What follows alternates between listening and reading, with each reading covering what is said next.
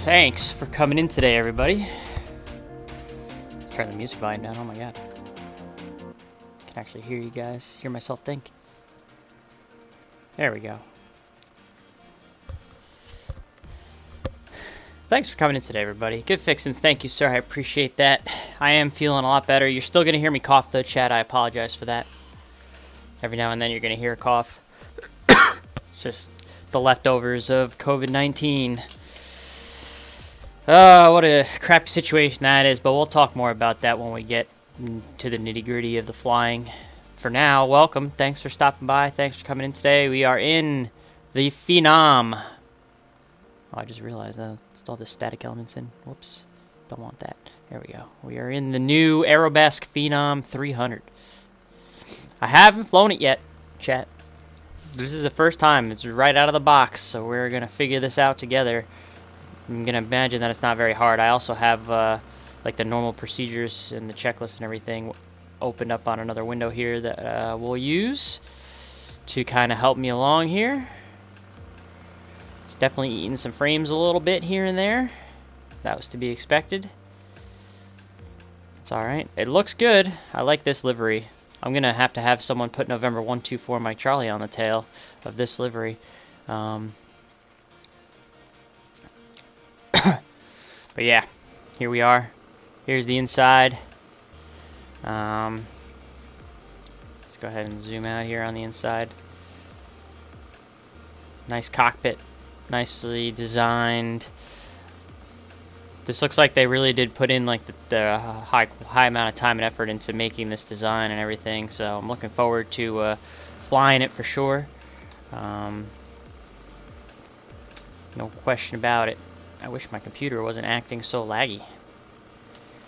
Just checking all the views I have set up. Jay Smitty, thanks for coming in today. Good to see you. So let's get right into it, chat. Let's not mess around here. Go flush the toilet, maybe when we're in flight. Let's go ahead. We're going to really quick, we're going to do this cockpit safety inspection. So right here, I'm going to follow along with these checklists here so I can get this thing started. Right before we start up too, though, I'm going to get a clearance from New York Center, our buddy Andrew Markunis, Padre Andrew on Twitch, and we're going to take care of all that. So I actually did all the normal, this stuff, so we're just done the power up now. So it looks like battery 1 and 2 switches are on. Let me make sure that I actually do these things. Let's get rid of the yoke here so I can see what I'm doing.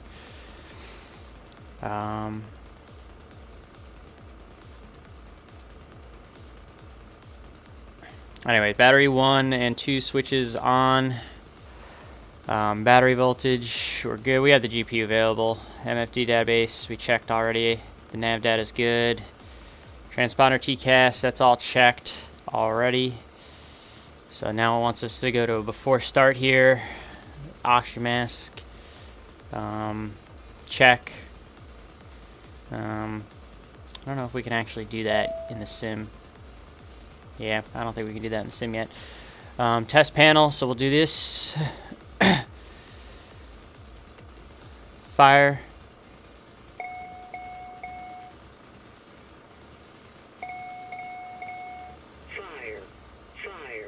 Okay, that looks like it works.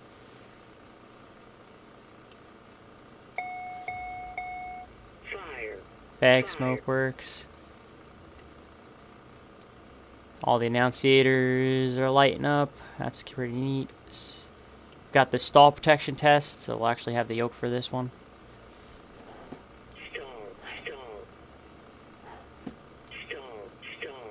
It's got a pusher. Ice protection.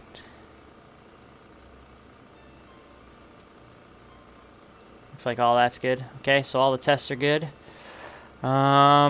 Signs, outlets, belts on. Where's the seatbelt light? I have no idea where the seatbelt is. Not gonna lie. Where's the seatbelt on here? Where are you? Where is the seatbelt sign? I gotta learn where everything is in this airplane. Flown a few times this evening. Nice. It's very nice. Where is the seatbelt sign of this thing? gotta learn where everything is. You know what? For lack of knowledge of where it is, I'm just gonna say that the seatbelt sign is on. F it.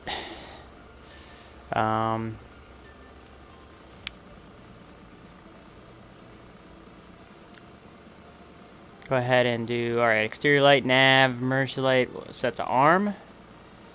Fuel quantity and balance, we're good on the fuel. I've got way more than I need, I'm sure. Oxygen pressures.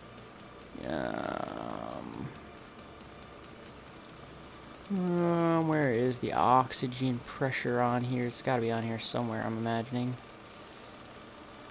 Temp, cabin, oxygen, 0 psi, what the heck? Check minimum for dispatch. 0 psi. I don't know why that says 0 psi. Let's see. Oxygen. Where's oxygen? Oh, here's the signs button right here. Oh, look at that. There we go. Found that. That's a thing. We're auto pressurization mode. Alright, there we go. Open these up. Actually, I don't know if I'm supposed to do that yet. So I'm not going to do that yet. Now I got to find the oxygen.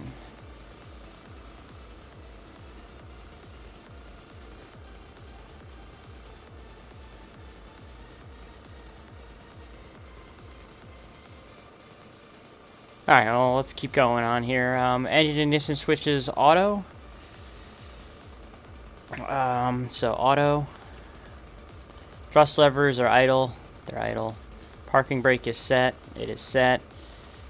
Doors closed, so we actually have to go ahead and close the doors. So let's open the plug-in and we'll close the passenger door. Neat. Close the baggage door. Okay, GPU door will have to close when we're done starting because we still got the GPU in there. Alright. Seatbelt sign. Thank you, G Smitty. Yeah, I'm can't read at the chat while I'm going through this because I got to read the checklist on the monitor. I usually have the chat on, so I apologize for that.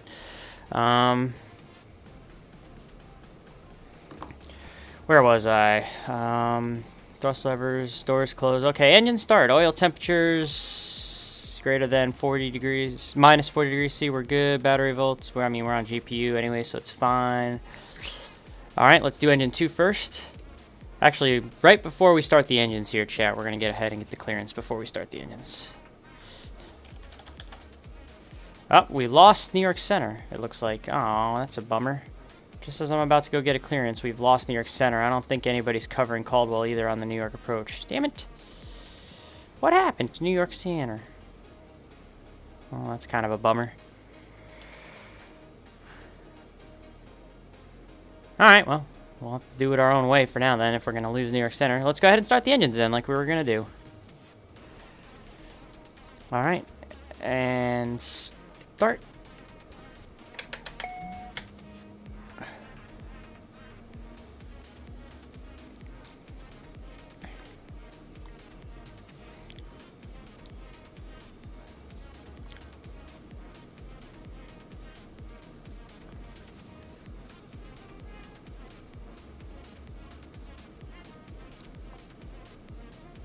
Alright, looks like we're good on 1, or on 2. Let's start 1.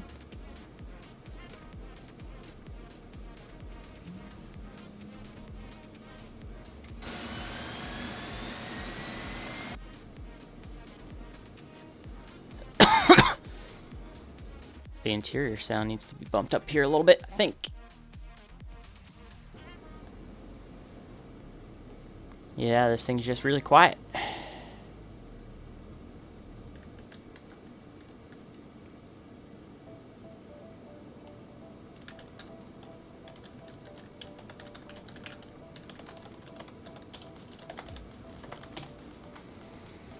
Alright, so we've got both engines started. Now, what do we do? It was Padre Andrew. He was online a minute ago, but now he's off. He must have had to go. It's a bummer, because I was excited to have him. We was going to have full ATC, but now we might have to just do Caldwell out on our own until we get to Jamshed, who's streaming. We know he's going to be on Boston Center for a while longer still, so we don't have to worry about that in terms of the ATC going into Boston area. going towards Portland. All right, we got both of those started. So GPU we need to disconnect. So let's go ahead and put the generators to auto so we can disconnect the GPU. So now we can get rid of the GPU door, close GPU panel. And we can see GPU's gone. Very good. You can see that our electrical is working off as everything is green as it should be. Battery, all that, everything. We're on the gens and everything, so that's cool.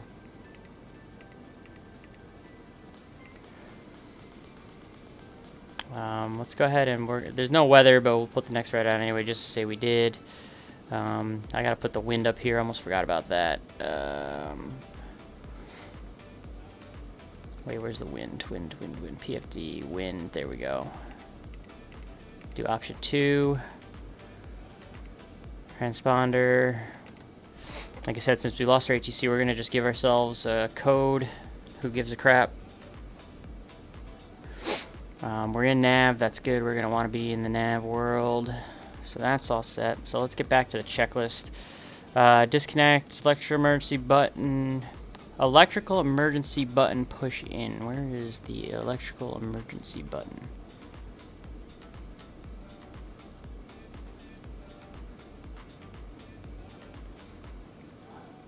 Electrical emergency button. Push in. Oh, push in. It wants us to check the battery voltage. Okay, then we just push it back out. Interesting that we checked that. Stall protection, we did that already. Engine takeoff data set. All right, so now we need to worry about the takeoff data, chat. So let's go ahead into this right here. And we are... Those are thrust settings. I want speeds. Where's my speed charts? Here we go. So we're right about sea level. So we'll do the 0 foot one right here. We're at, what was my weight?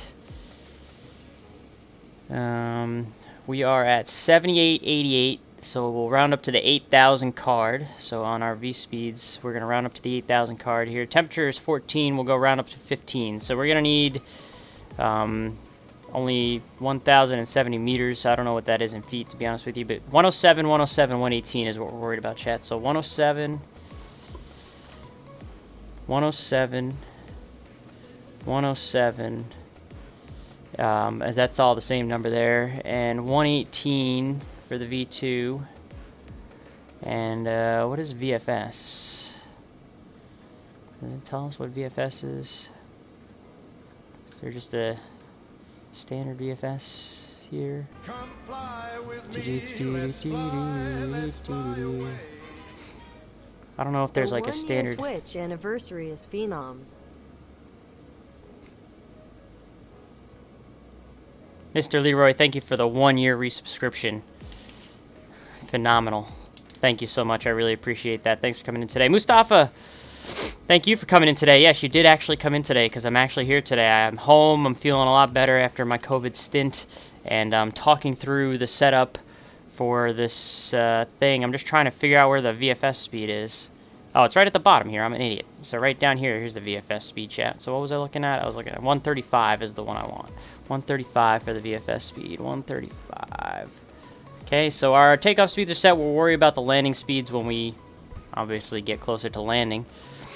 Alright, so now that all comes up. You can see it actually puts it up in there when you set that. So that's pretty cool that it takes care of all that. Does this plane on Microsoft flights not run well? So you use... So this is the Aerobask Phenom 300. So it's not a Microsoft Flight Sim 2020 aircraft. It's only an XP11. It only works on XP11, this airplane, so that's why I'm doing it on XP11. Sorry, I'm letting Delilah out of the room. She was laying with me. Delilah missed me very much, chat. She was very happy when I got home, without a doubt. She definitely missed me. Why is this light so terrible right now? Sorry, chat. Let me see if I can...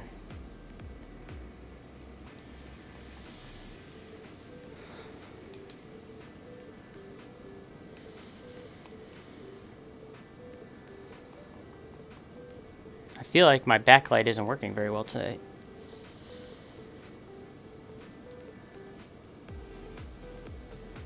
Alright, the red works better, so we're going to go with the red. I'm wearing my Virtual USA Flying Club hat, as you guys can see, if you look on your webcam in your bottom left. Repping the club. Alright, where was I? Because now I'm lost as hell. I was putting the speeds in, that's where I was. So we do have the speeds in now. Engine takeoff data set, speeds set.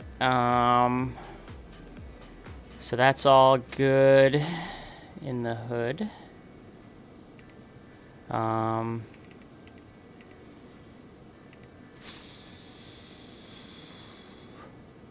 Transponder set. Alright, so yeah, we'll go.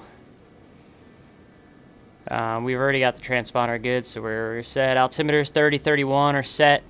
Flight controls free and correct, so we'll go ahead and put this guy out. Boom, boom, boom, boom. We'll even look at it outside too, just for the heck of it. Boom, boom, boom, boom. Flight controls are good. Trims check. Verify roll, yaw and pitch normal, and trims are okay. So the trims are all good, and the trim is set for takeoff, so we're good with that. Exterior lights as required. Okay, so this is where we need our taxi light on. Alright, we'll get all those on.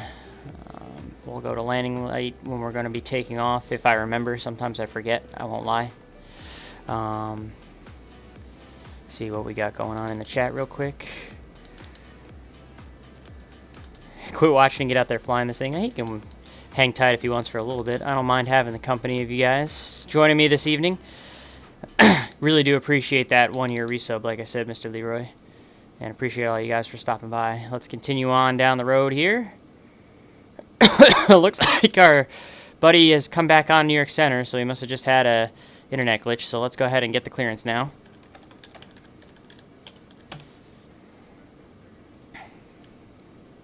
Center, good evening. Phenom 124, Mike Charlie on the ground at Caldwell IFR to Portland, Maine.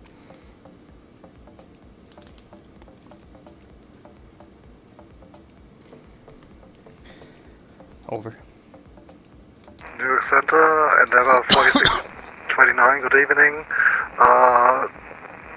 Flight level 340, just 10 miles southeast of Syracuse.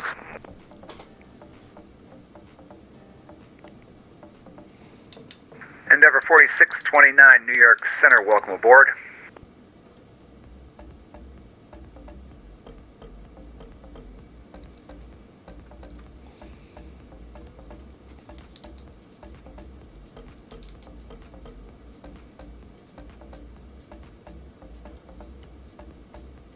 Uh-oh, chat. I just realized it didn't work because... oh, shit. I'm set to my freaking FO POSCON and to just be on my regular FO. Done. Is that gonna work now? Yeah, okay. That's whatever. New York Center, good evening. Phenom 124, Mike Charlie on the ground at Caldwell IFR, Portland, Maine. Phenom 4, Mike Charlie, New York Center, your clearance on request, stand by. That would explain why the push talk wasn't working, because I had a POSCON set up the last time I flew an X-plane, apparently. Rob Valkyrie, thanks for coming in today, buddy. Good to see you, sir. Again, I apologize for the coughs that you might hear. I still got a little bit of the leftover cough from the Rona that just kind of lingering. I'll talk more about my experience with COVID when we get airborne. I'm waiting for this clearance so that way we can then load things up into the box. We got plenty of fuel, so I don't care that the engine's Phenom 4, Mike Charlie, you're clear to the standby. Cleared to the standby. All right. November 4, Mike Charlie, clear to the Portland Airport. Radar vector is breezy that is filed. Maintain 2000. Expect flight level 21010 minutes after. Departure with me, squawk 7144. Cleared to the Portland Airport. Radar vector is breezy as filed. 2000 initial 210 and 10. Departure with you 7144. Squawk Phenom 124. Mike Charlie. Phenom 4, Mike Charlie, readback is correct. Expect runway 22 for departure. Caldwell, altimeter 3031. Call when ready for taxi. 4 Mike Charlie, thank you.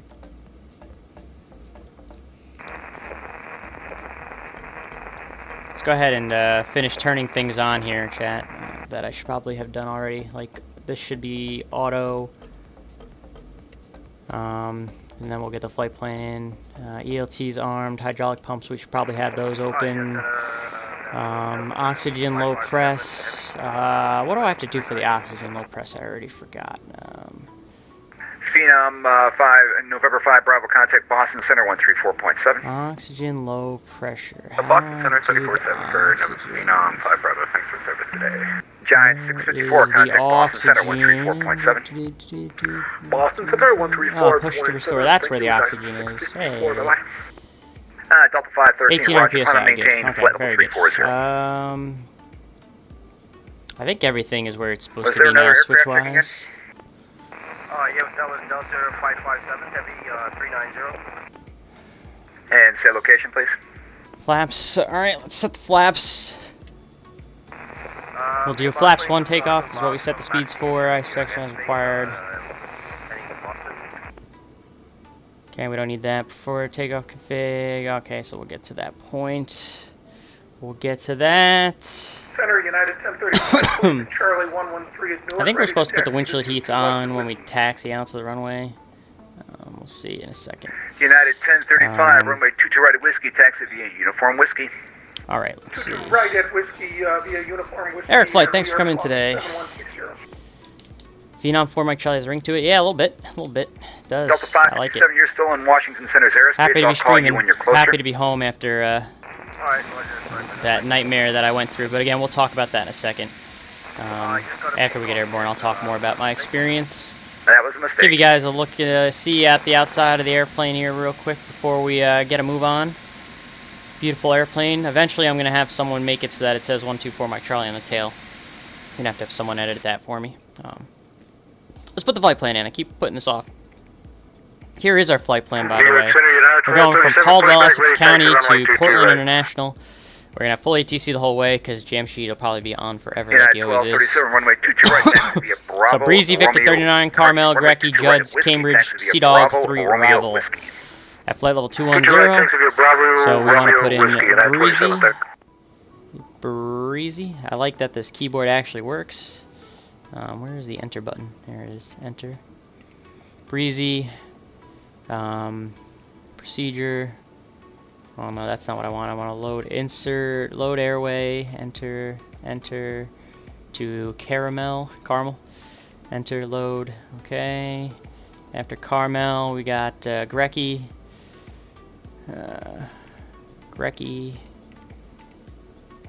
We'll enter that.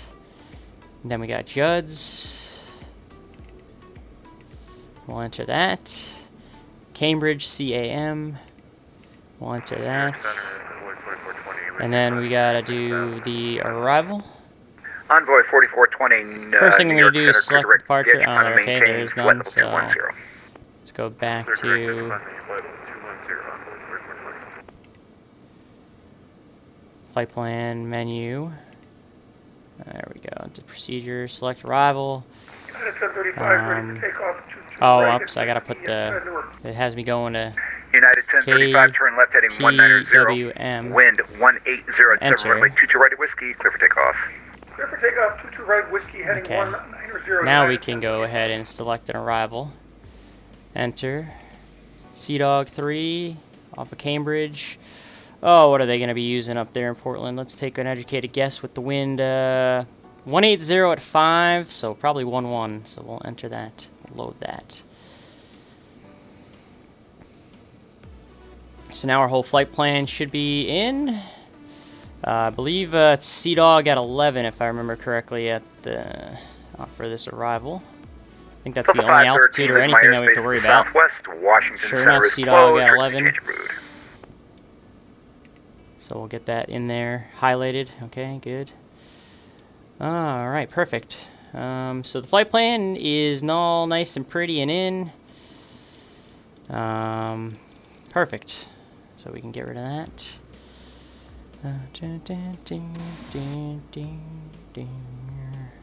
Let's get our actual squawk code that we're supposed to have in now, 7144.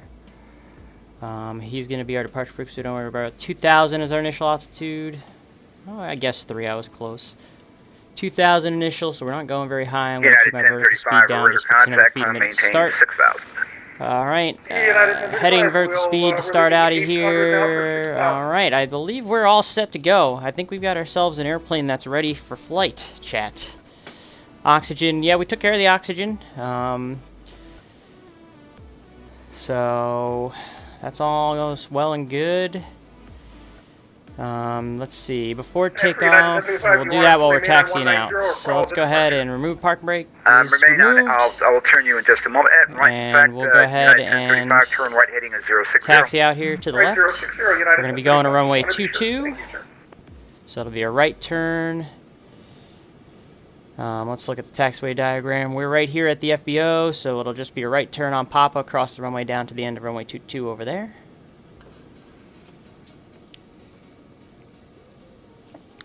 Center Phenom 124, Mike Charlie on the ground at Caldwell, ready to taxi.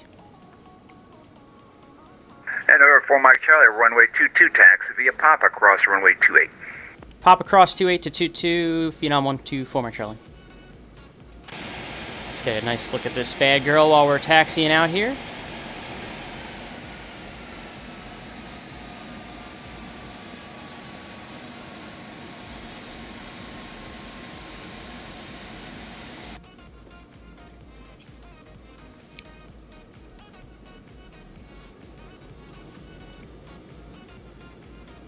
Just seems way too quiet, doesn't it? Alright, so let's go ahead and bump this up a little bit, bump this up a little bit.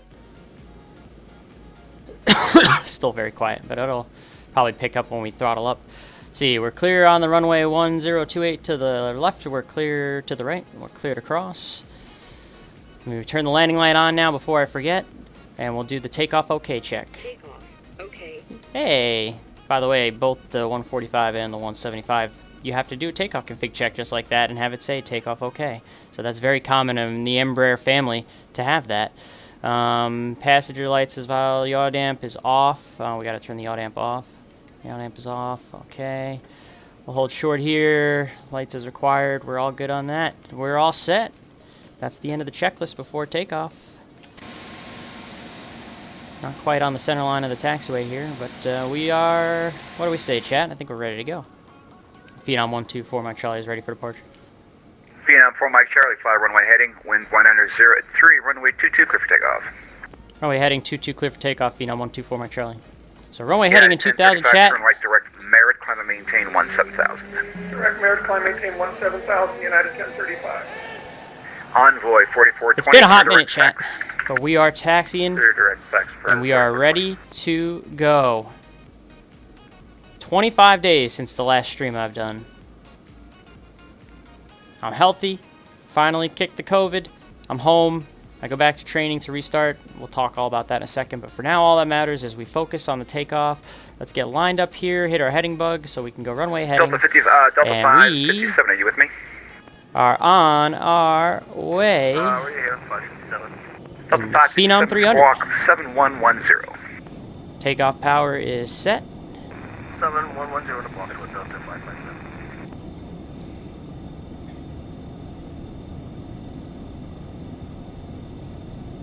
80 knots.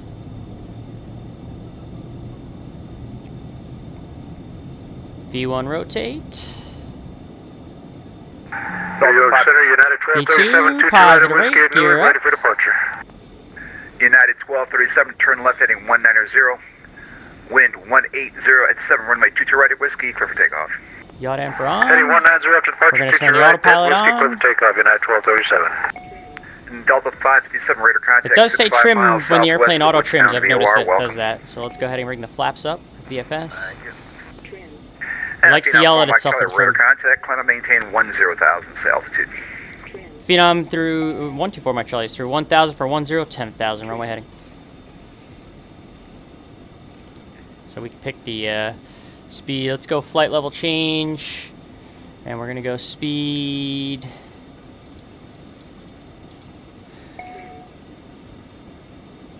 Trim. Speed 220 for now. Turn right now heading 040. 040 for Mike Charlie. See, even on the autopilot, the trim thing comes up quite a bit on its own, I've noticed. It's kind of annoying. Hello. Exit jet 420. Stay on the heading select thing. Come on. That's not something I can control, chat. That's the airplane, so. But we're gear up, flaps up. You can see down here, gear, flaps, everything's good. Let's see how she looks from the outside. Oh, yeah.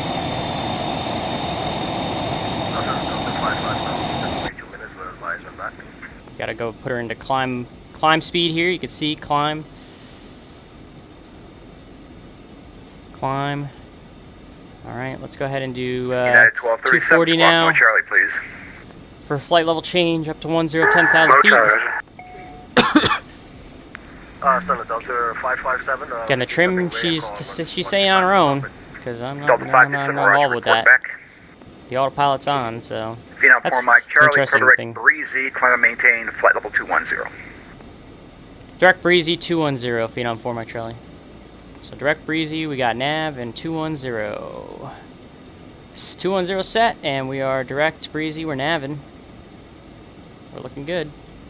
Set jet 420. I have your credit advisory to The copy. board says GPS. Yada, all set. Flight level change 240. So it holds its flight level change very well. That's one thing that I will notice.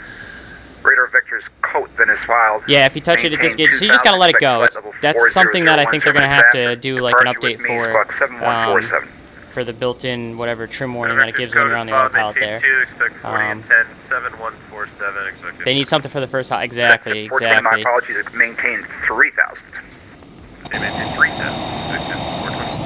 Set jet 420. Readback is correct. Pushing to starting discretion. Expect rest. Got our ortho for XP. The Long Island altimeter 3. Orthographic scenery. 3033 will call you ready for taxi. For the whole flight, because I have the entire U.S. done in XP11 and ortho. Doesn't look as good as flights in 2020, but it'll have to do since our focus tonight is just this beautiful, beautiful looking Phenom 300 from Aerobask. Yeah, it's a skunk traffic updater, just like any of the other Aerobasks. Contact turn right now, heading 040, climb to maintain 6,000. 040 and 6,000, United 1237. Correction, on my apologies. So it looks really nice. Correct LV, climb to maintain 6,000. Okay, direct LV and 6,000. Probably turn the lights off, right? United 1035, contact Boston Center 13. So we're gonna go speed. We're gonna go vertical speed. We're gonna go vertical speed now that we're above 10. We'll just do 1,500 feet a minute up to flight level 210. We'll let her pick up speed. Again, the trim, that's kind of something that it's going to need to work on its own. After takeoff, landing gear, flaps, thrust lever, yaw damp, ice conditions, they're good. Everything else is as required.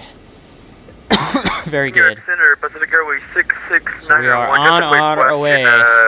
For departure from Newark, I got a contact Newark approach, or is with you?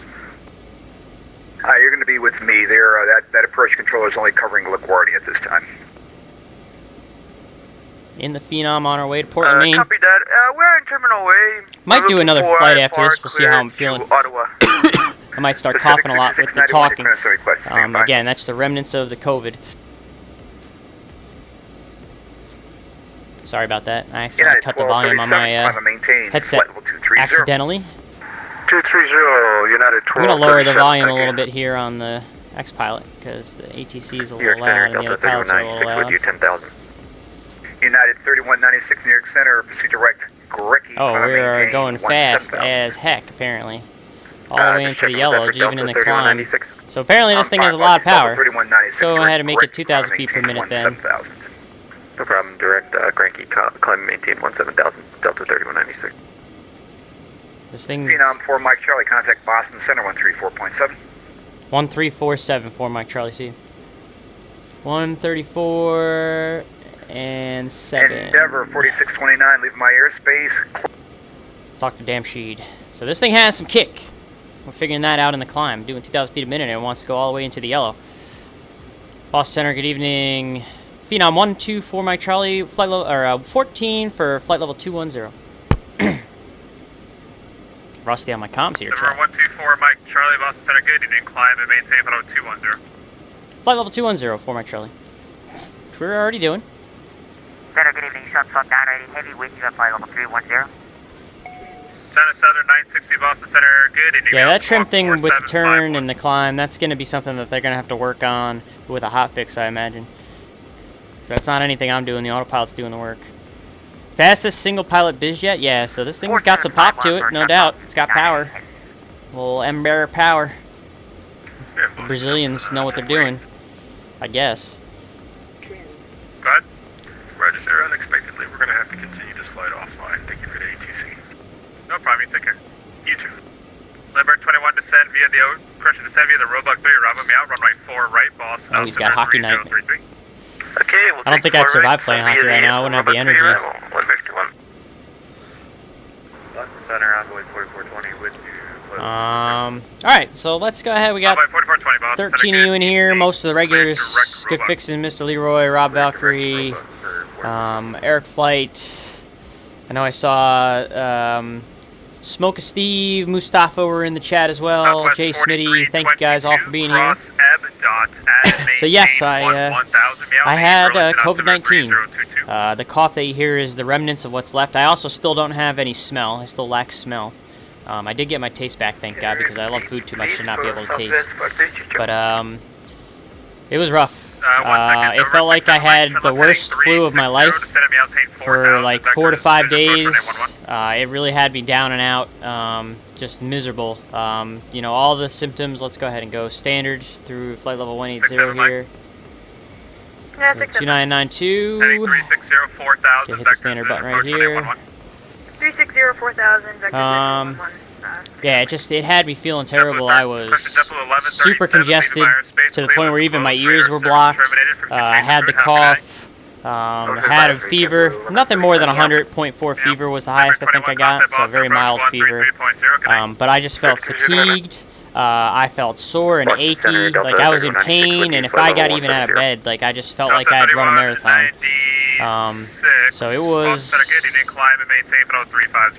not an experience that I would wish upon anyone.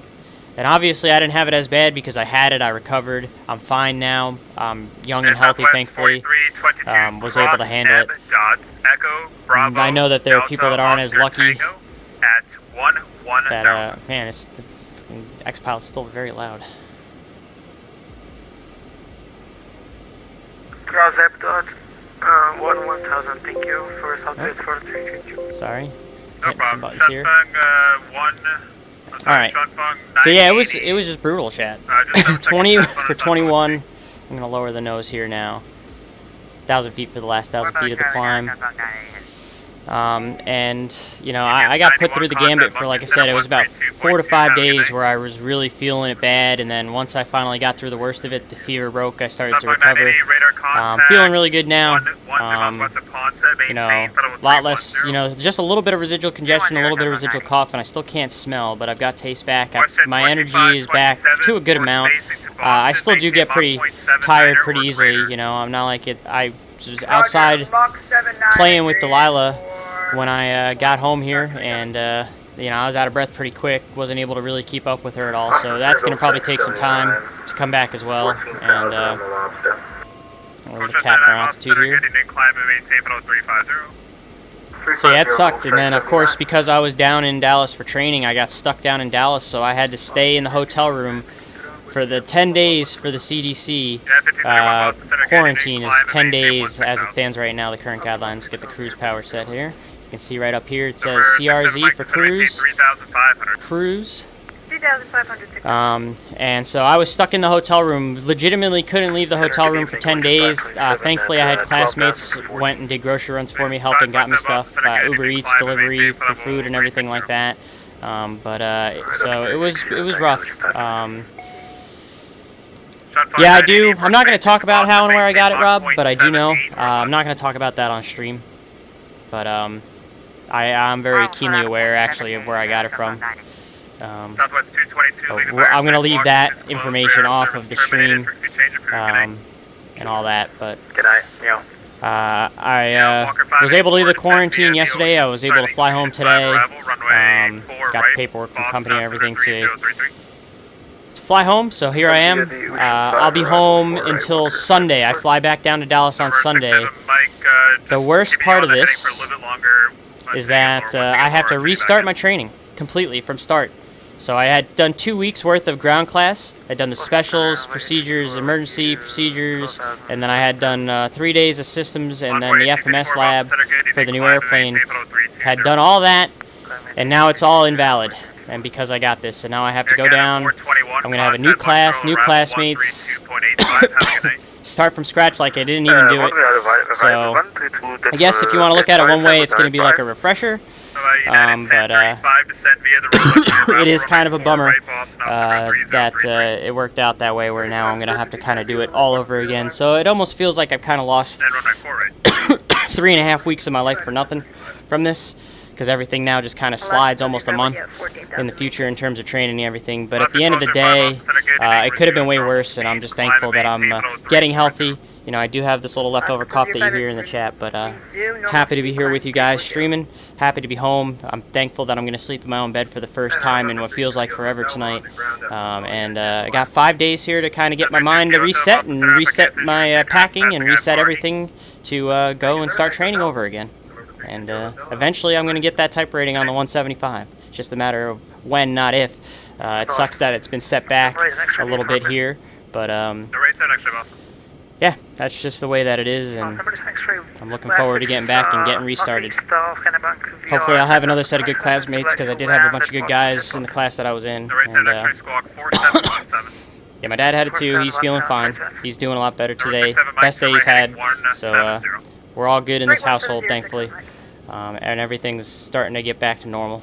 Number 124, Mike Charlie, clear direct C-Dog. Direct C-Dog for Mike Charlie.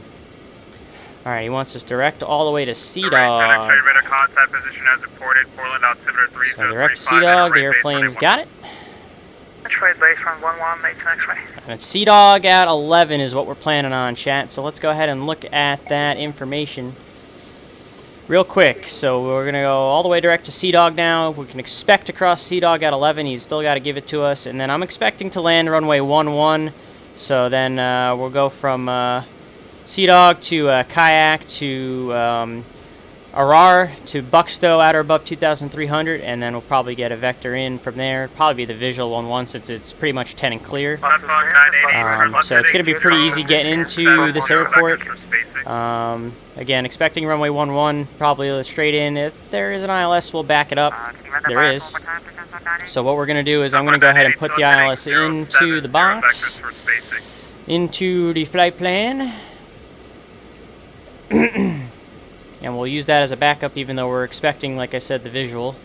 We'll do it right off of Buckstow, since that's off of the right off of the arrival there. I'm gonna turn the minimums off. I don't need to do that. We'll load that. So that's in the box, or in the flight plan now. I really got to stop saying box. It's in the flight plan now. Try and be proper here. And then we'll look right here. Frequency 1099. Which I'm gonna set off screen here. 109 and 9. Starfleet 1 Boston Center, good. You need climb and maintain for over 382. For the frequency, the course is going to be 110, so I'll set that here in a second. It's going to be visual. We do have an offset lighting system. It'll be left turn off. The FBO is right over here somewhere. So pretty simple because it's visual. Not too worried about a hardcore brief there. Let's go ahead into roll mode real quick so that I can go into the green needles and set that course of 110. And then I'll put it back into pink, and then I'll go ahead and click nav here to make sure that I'm going the right way. Board is good, so that's all set up and ready to go. Number 67, Mike, maintain 1. Yeah, it would suck if I had to wait months for so it's good. It is good that they're getting me right back in. I do maybe wish I had a little more than just 5 days to be home now after having COVID for as long as I did, but you know, it is what it is. They set me up for another class. I'm ready to go. I'll get back down there. I'll get started, and I'll get it done. Sim Caesar would scream me for saying in the box. Oh boy. Again, you can see the color difference here in the ortho tiles for the ortho for XP. It's not as pretty as Flight Sim 2020 in terms of the visuals. There's no denying that. There's no way around that. But the ortho for XP is not terrible either. It's better than default X-Plane. So we got that running along with the Phenom here. We're looking good, feeling good, chat. Everything's set up. The airplane's all set up, ready to go. We're going to wait for him to give us the instruction to probably cross C-Dog at 11. And then we'll go ahead and have the fun getting in there and consider maybe doing another flight out of Portland. You know, definitely not out of the realm of possibility because this flight is a lot quicker than I thought it was going to be. This airplane's got some pop to it. You know, we're doing almost 300 knots here, indicated at flight level 210. So this thing's got some kick. Advise me at the airport in sight currently. And 1 o'clock, and I'm sorry, 11 probably o'clock end up and doing a 1 second mile. leg here from Portland to somewhere. Looking 6 Maybe like Portland to Burlington or something. Staying with Jamshed here. So we know we're going to have ATC the whole time since he's going to be on forever, like he always is. American 4870, miles that are good, you need to climb and maintain 16,000. Climb maintain 16,000, American 4870, good evening. Let's see, is there a little nugget somewhere on here for the top of descent? Yeah, there is. You can see the little nugget. See this little white screw looking thing right here? That's the top of descent. So with Sea-Dog set an 11, and if he, whenever he says, you know, if he tells us to cross Sea-Dog at 11, I'll just set 11 and I'll hit the VNAV and let the airplane kind of do the descent for us, since we do have VNAV. The 175 is going to have VNAV as well, which is going to be nice. We did not have VNAV on the 145, so I'm looking forward to having VNAV again in my life. And of course, I'm looking forward to having auto throttles. That's the big thing with the 175 that I'm looking forward to, is having those auto throttles. And a nicer FMS. We actually have like an actual MCDU instead of the universal garbage that the 145 has. So I'm looking forward to all those things with the new airplane. I got a taste of the new airplane in terms of just the ground stuff for the training, and now we'll go ahead and reset and do the whole thing again when the time comes. Direct contact on Fong 980. So actually in the descent is when it says to put the windshield heating on, according to this. So if we look at the normal procedures here, it is common practice to climb at oh, good to know, 230 until 230 knots equals 0.63 Mach, and then hold 63 Mach until it's out. Good to know. I'm planning on that for the next flight then. So yeah, windshield heat on, pressurization will check, landing field elevation, which is, so right here it automatically sets the landing field elevation for our destination. Right here, 77 feet, LFE, landing field elevation right here. Our pressurization system's all set and good. Plenty of oxygen, so that's good as well.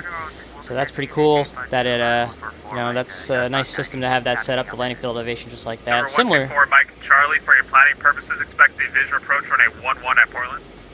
We'll expect visual 11 at Portland for Mike Charlie. So that's what we were expecting, chat. Number 152, Charlie Papa, flighting 360 to set and maintain 4,000 vectors. There is an ATIS actually. It is ATIS Echo. Fly heading 360. 3035 is the altimeter over there, chat. Visual to runway 11. Then we've got that all talked about and loaded up into the G1000. So we'll fly that when the time comes. I gotta remember the flap speeds on this airplane. It's pretty wild, chat. The maximum speed, so here's a bunch of limitations right here. We'll look at this. Full flaps is 160, 2 and 3, 170, and 180. So I can't even put in the first notch of flaps until 180 knots. You can put the gear down at 250 knots. So if we need to create a little bit of drag, we'll put the gear down first before we even put in any flaps, and then below 180 flaps 1, below 170 flaps 2 and 3, and below 160 flaps full. Now I do not know this airplane well enough to know that if you land with the flaps full or not. That's not something that I would know, really. But it looks like they have the landing distance tables here for flaps 3 or flaps full. So I'm going to do flaps 3 landing, because we got a long runway over at Portland there. I think normally you do a full flaps landing if it's like a wet runway or if it's a short runway, but because we have plenty of runway over there in Portland on runway 11, we'll do a flaps 3 configured landing. But we'll consult with the chart here. Altitude, 0 feet, wind. We're gonna be, what's our weight gonna be right now? Looks like 75. So we'll call it 7,400. So the unfactored landing is, yeah, well, plenty of runway. Again, I don't know what the conversion is from meters to feet, but I'm imagining we're going to have plenty of runway. This is not exactly a big airplane. Now I just need to know what to do for speeds. I want to do speeds. Okay, we can do the Alice. Sounds good. Let's see. Limitations. No. JetBlue 51, Romeo Tango, leaving my airspace. Washington's closed. Figure out what my Service speeds are terminated going to for be container for approved. the Good night. approach here. Approach and land. There we go. Landing data references. Approach flaps 1 and landing flaps 3. Engine anti-ice off. Wing stab off. That's what we're looking for. We're going to be about 7,400 pounds. So that's what we want. VREF. Direct robot. Alright, so we have a VAC Envoy 44, 118. Boston approach 133.0. Good night. We have a VREF 3.0, good night. of Walker 115. 584, contact Boston approach Oh, 133.0. VREF Good night. of 115. Boston approach, And a thanks for VFS contact. of 130. Boston Center, good evening, JetBlue 1494. So 118, 130, 115 are the speeds we want. So those are enable automatic thrust reverse. Up to 360 for JetBlue 1494. Southwest 3. Automatic Southwest thrust 43, reverse. Really? It has 22, automatic thrust reverse? contact Interesting. Montreal arrival I'll see how that works out. 132.85. But alright, speeds are set. Apparently we have automatic thrust reverse. I have no idea how that would work. I'll be honest, chat. Speed brakes are closed. Okay, that's all good. JetBlue 51, Romeo Back to a Tango, checklist leaving here. my airspace, Washington So landing closed, speeds, all radar that's service set. terminated. Please change your route. Have a good The day. windshield heat would turn on when we start the descent. No things like that. I never did let the passengers up. I forgot to do that. I forgot to let them stand. So let's go ahead and do that. Let them stand up for a brief second before we start our descent here. American 312. And everything else it says approach. Okay. Added 1531, cross base. Very good. Add and maintain 8,000, LaGuardia altimeter 3032. Spoiler speed brakes. Speed brakes in this thing are wild. Oh, well. November Okay, 6th, guess we'll Mike find Boulder, that out. Point Enter. Have a good night. Apparently it's got the automatic thrust reverse too. I don't know how that works. 152, try Papa to set and maintain 3,000. That's a system I'm not familiar with. Send and maintain Um, 3,500. That's not in the 145 or the 175 at all. But we're good for now in terms of how we're configured. So we're just flying along here to Sea Dog. Still at flight level 210, cruising. Planning on the visual to runway 11. We have not been given any instruction to descend. Center, remember, it's too very heavy. We're going to local snow, so thank you. Bye-bye. No wind up here. 1 knot on the tail. Look at that. 1 whole knot of wind on the tail here, Chad, apparently, up at this altitude. And I do have active sky running, so this is the wind. This is real weather. Apparently, there's just 1 knot of wind. Delta 31, I haven't discovered the automatic thrust reversal system. Okay, I don't know. I don't think you ought to. It's something else with the emergency power. Okay, well, like I said, I don't know enough about this airplane to know what it is. Someone that does know this airplane might be able to educate me, but sure. I'm assuming that this airplane stops on a dime. F. Seems like the kind of airplane that's just going to stop as soon as I touch the brakes. Skywest So 5154 for traffic, descend and maintain Pedal 200. this guy had to get you guys a little wing view action. Mike inside 5154. Nice, number 152, try Papa, turn right heading 080, join the localizer. Right heading 080, join the localizer, 152 Charlie Papa. Jam sheet's nice and busy on Boston Center right now. Big 5803, 17000, Rick Mary. Big 5803, Boston Center, good evening, climb and maintain 17,000, and for spacing, maintain 260 knots. 260 knots and 17,000, Big 5803. It doesn't have. Yeah, I didn't think it had reversers, so I don't know what that automatic thing is, but it's fine. It's good. Nice wing view. I like the winglet on this thing. It's nice and fancy. The 145s that my company flew did not have winglets, chat. But the 175 does. It has winglets. So I'm looking forward to having winglets on my airplane, as well as under-wing engines is the big thing with the 175 also. Charlie, cross Sea Dog, add and maintain 1000, the Portland altimeter 3035. Sea Dog at 11,000, Phenom 124, my Charlie. I almost called myself Vision Jet, chat. Alright, so now we can set 11,000 feet, and the VNAV is going to take it, so the VNAV is armed, so VPATH is in the white there, that means it's armed, and the reason why we can do that is because right here we have,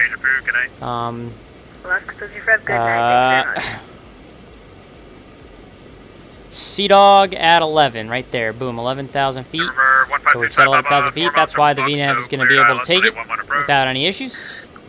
Clear ILS 11 approach, November 152 Charlie Papa. And you can see, like I said, we have our little top of descent nugget right here. This little white guy right here that I'm kind of magnifying over right now. That's going to be our top of descent. Across Sea Dog at 11, the VNAV is going to do the work. Acknowledge it. Send him maintain 240. No problem. Brickyard 5803, direct robot. Direct robot 5803. All systems look good. Plenty of gas. Sunflock 980 heavy departing flight level 310. Roger, thank you. I'm just going to put the landing light on now so I don't forget. 152, Just one thing to not forget. 10 at 4, runway 11, clear to land. Clear to land, runway 11, November 152, Charlie Papa. I'm also going to put the windshield heat on too right now so I don't forget, chat. So we'll do windshield heat 1 and 2 on so I don't forget that. 640 X-ray, no tower reserve between you and Laconia. Radar service terminated. Squawk VFR, frequency change approved. Have a good night. 3035 is the altimeter down at Portland, according to the ATIS there. We do have ATIS Echo. Good evening, I can 202, flight level 9000, climbing to 140 with you. Canada 202 Boston Center, good evening. Climb and maintain flight level 380. Climb and maintain 380, I can 202. And we're cruising right along.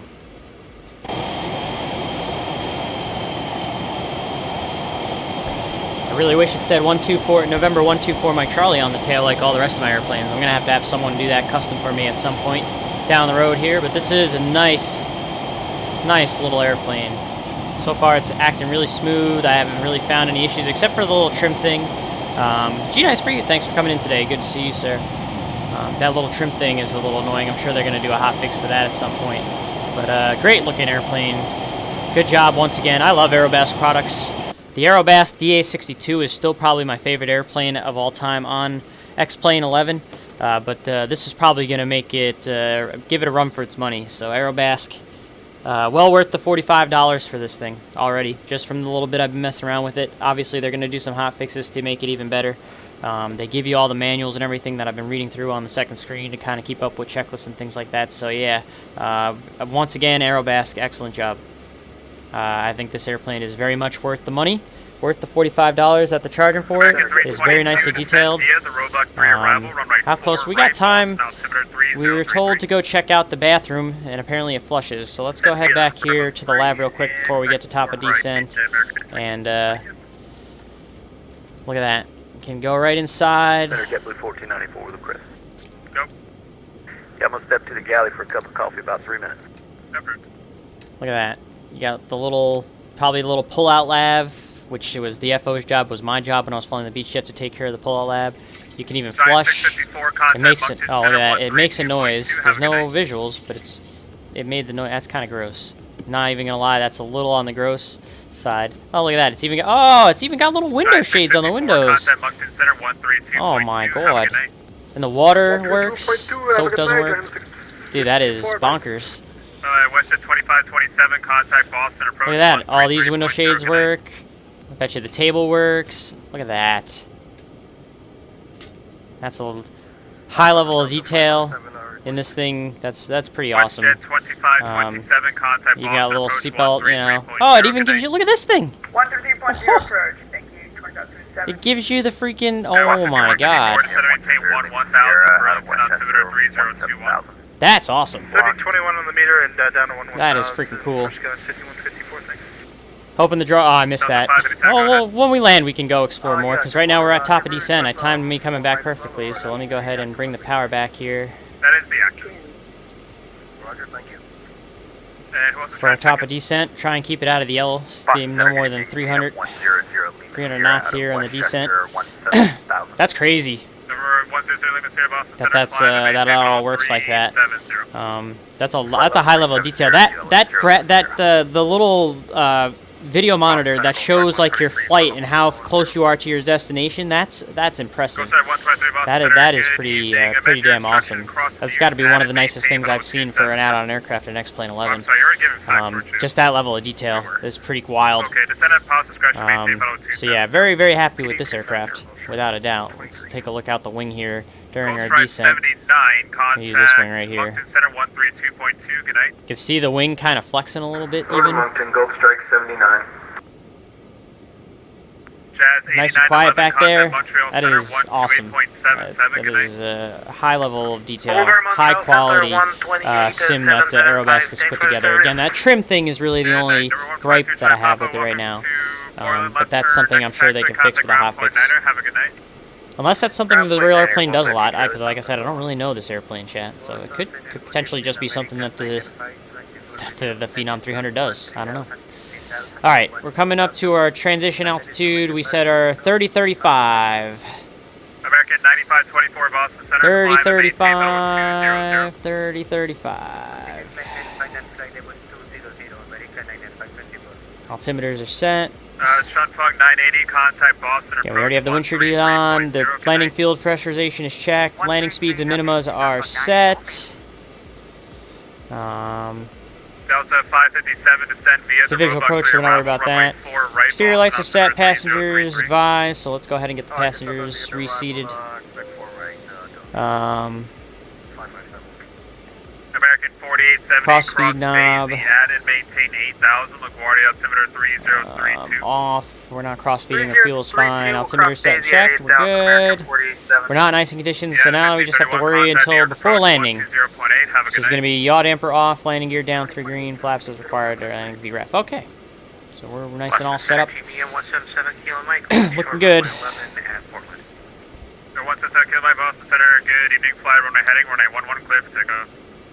Runway heading. Do you like share cockpit instead of with passengers so you could actually fly in the back? I mean, I don't know how much appeal I see in that, but I guess it would be cool, especially for an airplane like this when you have stuff in the back that works like that. But then otherwise you're just kind of sitting there inside watching and looking out the wing and looking out the front. I guess it would be kind of neat to do, Rob. I'm sure there's a niche for that. It sounds like you'd be interested in something like that, so you should find a way to invent it. I don't know anything about computers or coding or anything, but that would be a pretty neat, nifty invention, actually. You should consider putting your time and effort into that, potentially. Make millions, or, at least a few bucks selling it as like an add-on or something. So Sea-Dog at 11, we're doing it. After Sea-Dog, we'll follow the star the rest of the way. And we have the ILS set as just a backup for the visual approach that we're going to be doing. 7,200 feet, plenty of runway. I'm going to make a left turn off, hopefully by Delta or Charlie. Delta or Charlie is what I'm going to try and aim for. Taxi out the FBO. The FBO is right over here, chat. Right off of Charlie here. So if I might just roll it to Charlie, but we'll see what kind of braking this thing has. It might stop faster than I'm expecting. You never know. Breakout 5803, descend via the Roebuck 3 arrival, runway 4 right, Boston. So far, this thing is pretty sweet, though. I like it a lot. Very much worth the money. American 322, just double checking you are starting down soon. And I think I am going to do a second flight, chat, like I said. Maybe we'll do like Portland to Burlington, something quick. Do another hop so we can give Sheed here some more traffic. Or maybe we'll look for somewhere else to fly, potentially. There's a bunch of ATC on this evening in a bunch of different places. Maybe we'll just go somewhere and fly something completely different. We'll see. But I'm definitely thinking we're going to do another flight. I might actually spawn somewhere new and go through the whole process again with the checklist, getting it started and all that, and do just another flight with another bit of ATC. Yeah, you're going to enjoy it, Rob. This is a nice little sim that Aerobask has put together for us.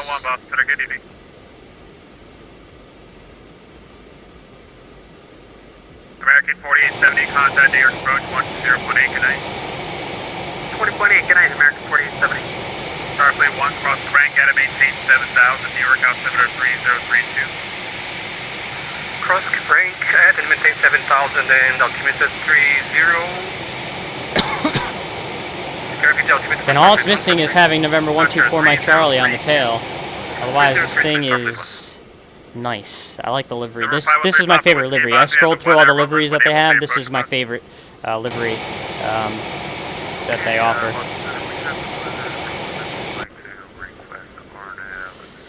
We are 12 for 11. Number 503 Papa Whiskey, very good. Where would you like to start the approach? I can get for 3 Papa Whiskey. No, 3 Papa Whiskey, clear direct Genki. Clear direct Genki, 3 Papa Whiskey. speed. I'm not going below 10 yet, so I can keep doing speed as much as I want. It's 250 below 10. I'm at 11. I'm good. Just because we're close to 10 doesn't mean we're at 10. I'll slow to 250 when I have to descend below 10. But for now, I can keep my speed up at the 300 even if I want. Again, I really don't know if the real airplane does that or not with the trim, but if it doesn't, then that's one of the things that they'll have to fix. Center, good evening, your mic was muted, squawk 4741. That's crazy talk. That's just how you do it in the real life, unless you're given a speed restriction going somewhere into busy. Like, if it's going busy into Dallas and you're getting speed restrictions up the butt, then, you know, different stars and SIDs, they have different speed restrictions. You know, stars have different speed restrictions, or they might even just give you a slower speed than the star even. But in this case, because there's no speed restrictions, I just go fast, and then when he tells me just to descend an altitude that's below 10,000, I'll pull the power back to idle, let her slow down below 250 and get to 250 before I go below 10. 475. I'm sorry, Delta 2981, climb and maintain pedal 360. Up to 360, Delta 2981. This thing is nice and quiet on the inside. Boston, good evening, Delta 5893. A little bit of mountainous area up here. Nice little view off our left wing.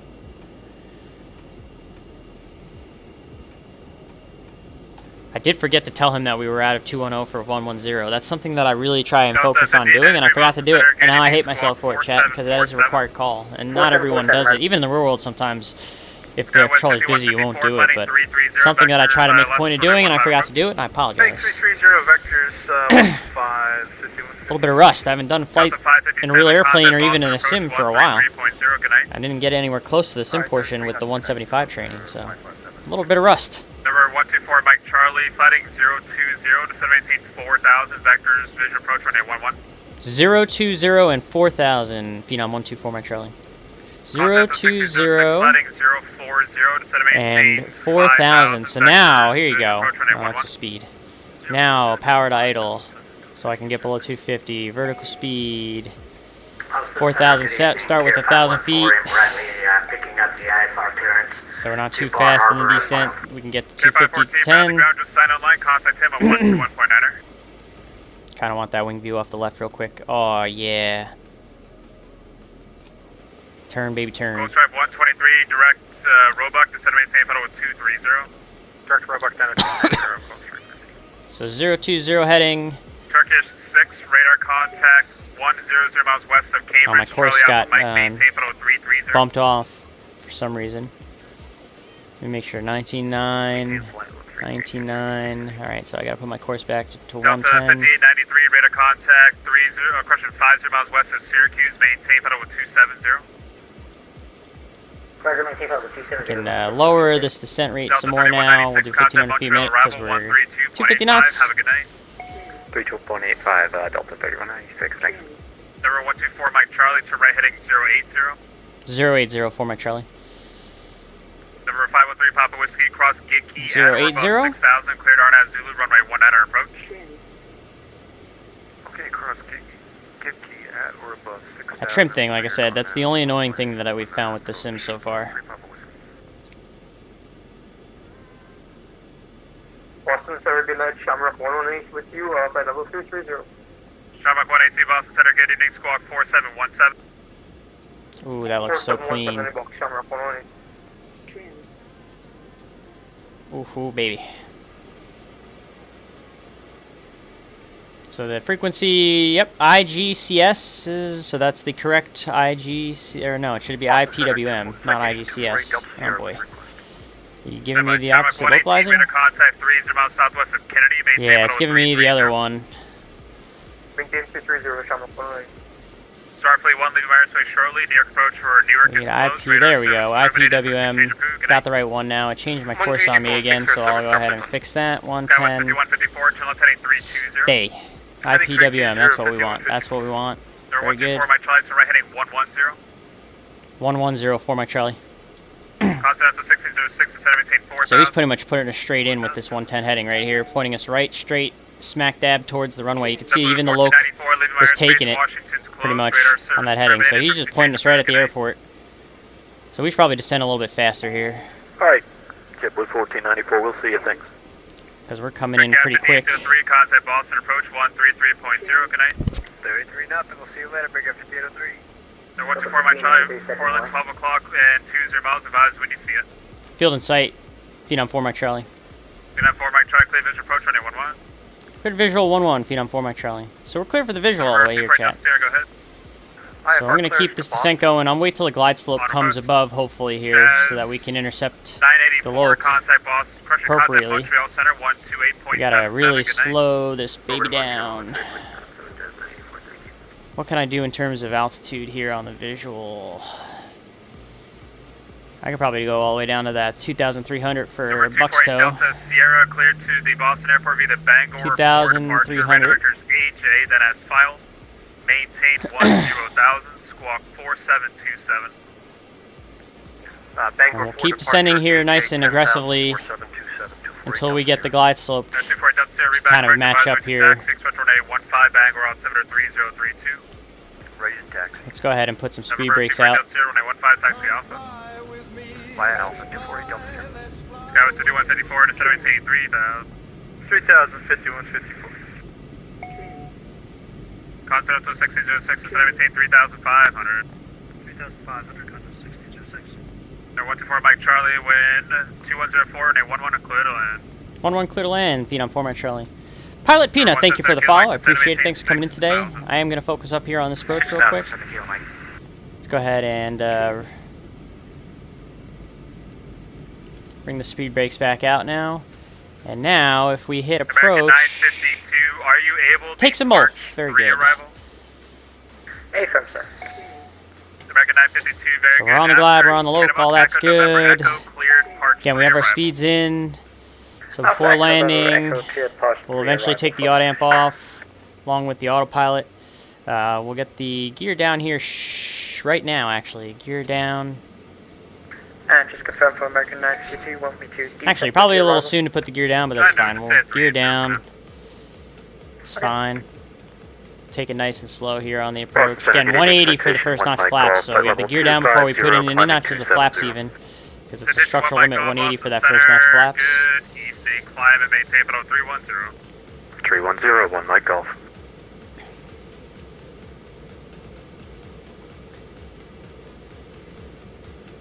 So I'm going to set 130 speed, chat, since that's our VFS. And we're going to set our altitude at 3,000. That's the misapproach altitude. 4211 with you, flight level 350. Okay, we got the field in sight. We are clear for the visual. We are clear to land. So let's go ahead and get the power back some more here. And really, if you guys want to put landing rate predictions, you can put a landing rate prediction in. Hey, Dave MSP, thanks for coming in today. Candy Monster, thanks for coming in today. Good to see you guys. Landing rate predictions, because I do have the landing rate meter for X-Plane, of course. So we can get the first notch flaps in. 180.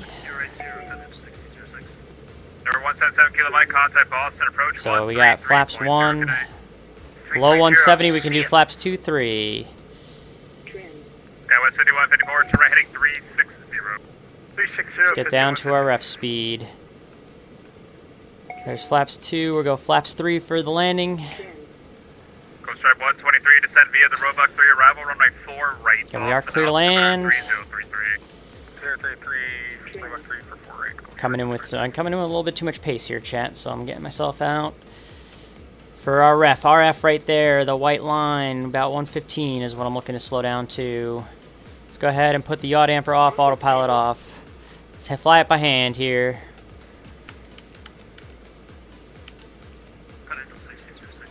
She flies light.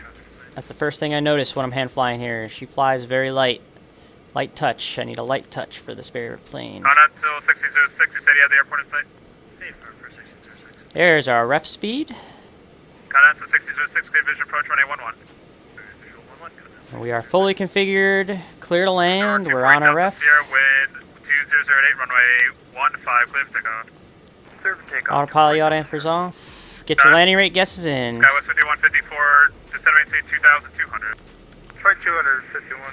First landing ever in the Phenom 300, the Aerobask Phenom 300. What's your Mach number? Don't want to get too slow here. 0.78. Power in to maintain our ref. Roger, Canada 202, maintain Mach 0.7. Oh, this thing flies really nice, chat. 0.7, I know. Really nice. Skywest 5685, what's your Mach number? Pretty high. Oh yeah, I am going to be flying this thing quite a bit, I think. 154, we're hitting 120 on the localizer. Sorry, so again, step in. 120 localizer. Oh, it even gives you callouts. Give it 500, Skywest see what else. 5685, maintain Mach .78 or less for spacing. 0.78 or less for the space in Skywest 5685. Slightly high, 148 correcting. contact bunch of arrival 132.85, good night. 3285, quarter 2148, good night. Too low. Flaps. Number 100 Lima Sierra, descend at pilot's discretion, maintain. I don't know where that too low flaps came in. I'm normal configure here with the flaps 3. Number 248 Delta Sierra, radar contact. I don't have to worry about the slope anymore because I'm visual. Let's get the power out. Number 248 Delta Sierra, thank you, direct AJ. Direct AJ. Does this thing float like every other freaking Embraer? Yep, it floats. Holding short, 15. Minus 142. 514 Boston, welcome back. Wind 2088, runway 15, clear for takeoff. Nice thing about this is because we're in X-Plane, we can do a replay chat. Skywest 5154, 6 miles from Fogues, maintain 2,200. But I think that was a pretty decent landing. Runway 15 approach. So we're going to get off at Delta here. Detroit 200 to establish clear for the LS 15 approach 5154. Contact at 1606. wind So just like every other 218, Embraer, this thing likes to float. 124 Mike Charlie, contact ground point 9, good night. Ground point 9 for Mike Charlie. Boston Center, Care 201, Nantucket.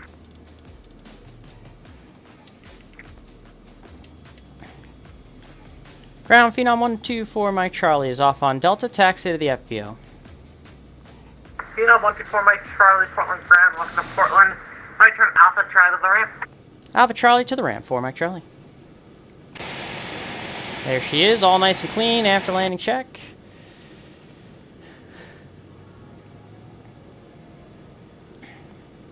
Go ahead, put taxi light. And we'll go through a full shutdown. Actually, we're going to do the replay first before we do the full shutdown check so we don't screw up the sim too much. We'll park up, we'll disconnect, we'll look at a replay, we'll do a shutdown, and then I think I'm going to do another flight. We're going to go somewhere else, though. We're going to go out of the Boston area. And we're going to go somewhere else, and we're going to do just another random flight so we can get more of a feel for this thing that I very much enjoy. That this thing is pretty sweet. Good fixins, have fun at hockey. Take it easy, man. Glad you got to see the landing. Dave MSP says, winner, winner, chicken dinner. What was it? It was minus 142 was the rate, correct? Let's see. The guesses were... 173, Kenny Monsters, normal one. 146, yeah, that looks like it's close to 142. 133, 187, 87, 142 was the actual that Brant put in there. So, yep, good job, Dave MSP, with the good guess.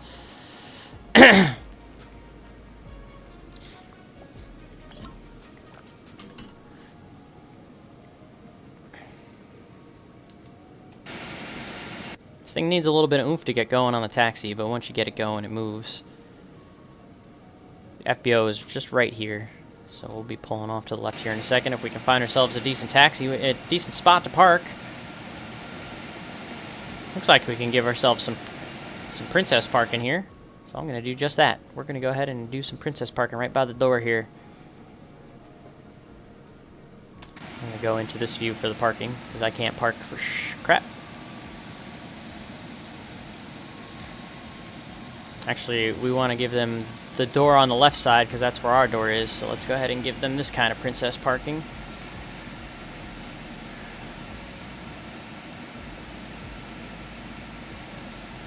Right there is going to be fine. Come back inside and set the parking brake.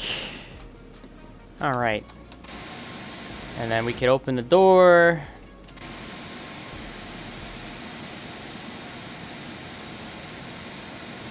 Don't think you'd actually have the passenger out with the engines running because it's super loud. I just want to show you guys how cool it is that the door opens like that and everything. But let's go ahead and close the door because we're going to disconnect from VATSIM here real quick.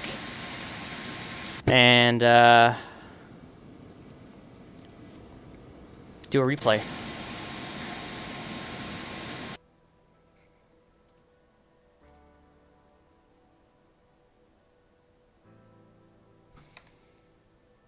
How far out is this? No, we want to be a little bit closer than this.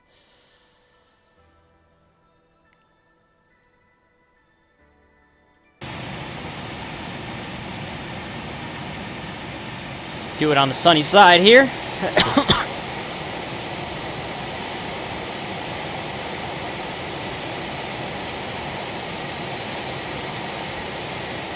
Get a little bit closer even still.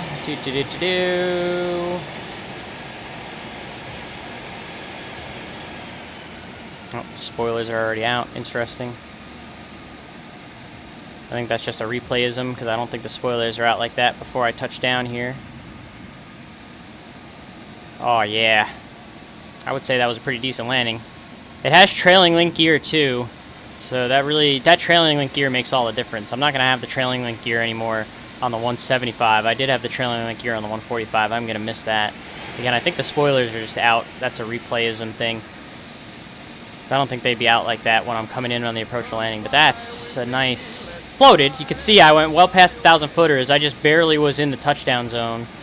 And maybe just slightly to the left of center, but the touchdown itself is very nice. Not bad for the first time in the new airplane. Flies and lands very similar to a 145, Chad. It really does. Eric Flight, thank you for the 5-month Prime resub. I appreciate that. Thank you so much, man. Thank you for coming in today. Yeah, kind of flies like real world 145 almost. Trailing link gear and all too. I like this thing a lot, chat. I like this thing a lot. Let's go ahead and get out of replay mode and do a full shutdown. Alright, thrust levers, idle, parking brake apply, heating panel. Oh, we gotta turn the windshield heat off. Ice check, okay. Check under 1 and 2. Wing it, everything's off. Okay, good. Start, stop. They'll go to stop, stop, stop. Check those. Can turn the signs and the lights off. It says. All right, so that's it, really. And then it just says end. It doesn't even make you go full cold and dark. It's very crazy. That's about it. That's all there was right there. So then I guess you can just go and start turning everything off.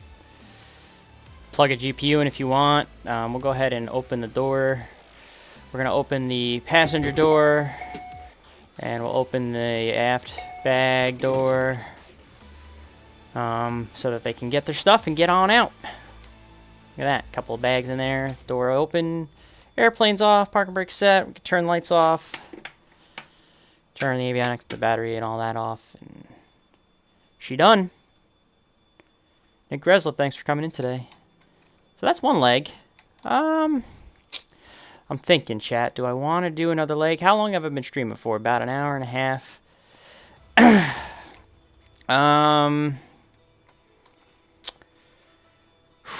Do I want to keep going and do another flight? I think I kind of do, chat. But we're going to go do a new flight here. We're going to do this. We're going to go ahead. We'll choose a different livery, too, just for the heck of it. We'll go with this guy right here. So we'll do that. Where do we want to fly for our next leg?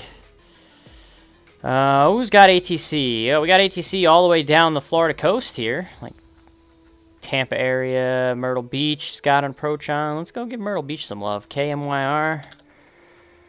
I'll see if I can find a quick route out of Myrtle somewhere. Let's see. Let's go to FlightAware, see if I can find something out of Myrtle that we can do. That looks interesting enough to me.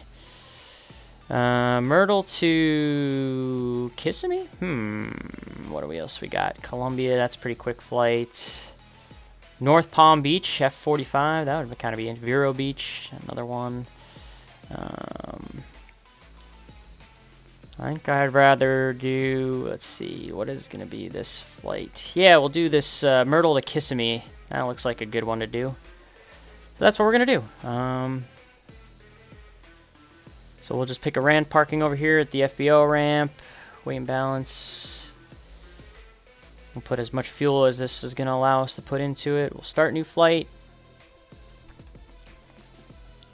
We'll do Myrtle to Kissimmee.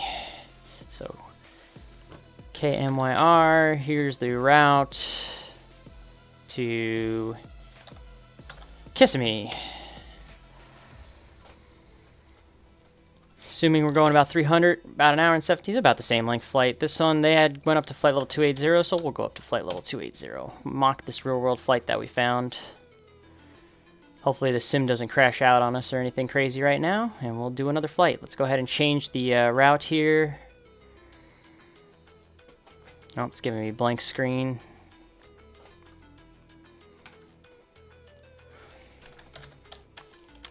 Oh, no, it's doing stuff now. KMYR to Kissimmee. There we go. Route updated.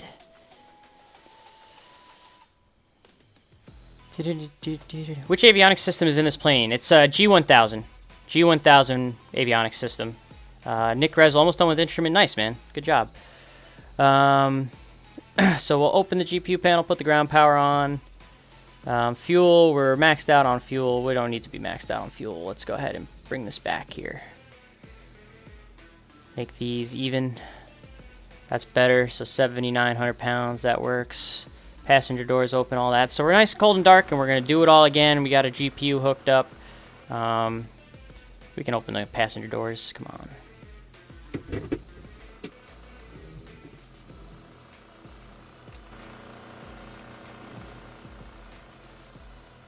There we go.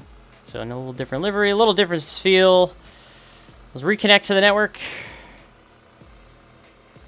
And put in the new flight plan. KMYR to Kissimmee. 280 is what we're going to cruise at. We've got our flight plan right here. Paste that. Doing all this off screen. I apologize, chat. File the flight plan. I don't even look at the weather. We'll just assume we're good to go. 3004 is going to be the altimeter down here. Looks like the weather's decent enough. Alright. Engine number 2 started. Oh boy. Alright. Piaggio action right there. Alright, so we're on the ground at Myrtle Beach. We do have Myrtle Approaches online, so we'll be talking to him. Get an ATIS real quick. It's information November. So let's run this back to the top of the checklists. Power up. Alright, so battery 1 and 2 on.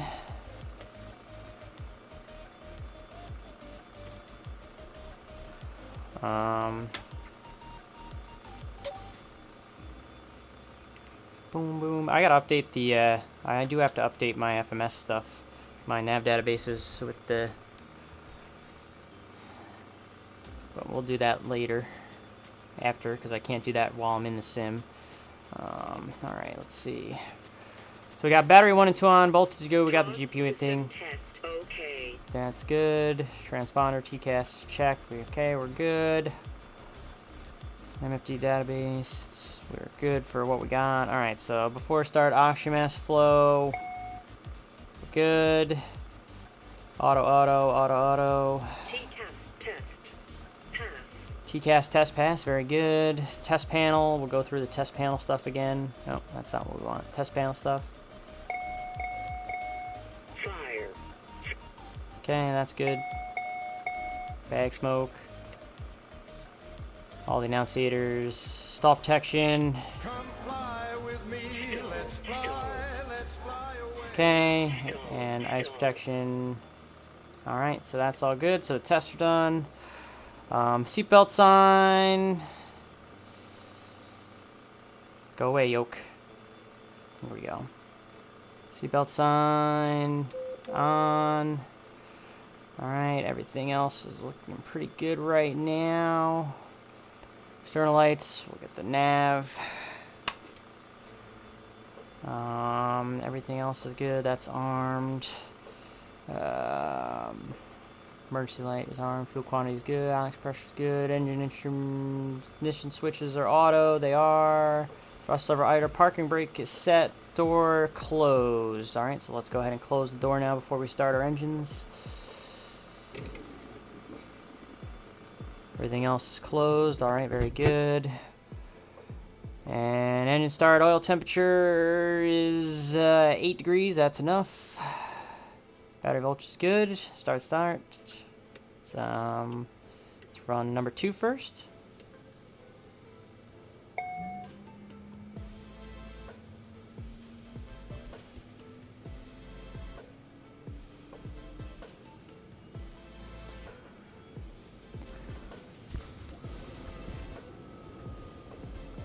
Come fly with me, let's fly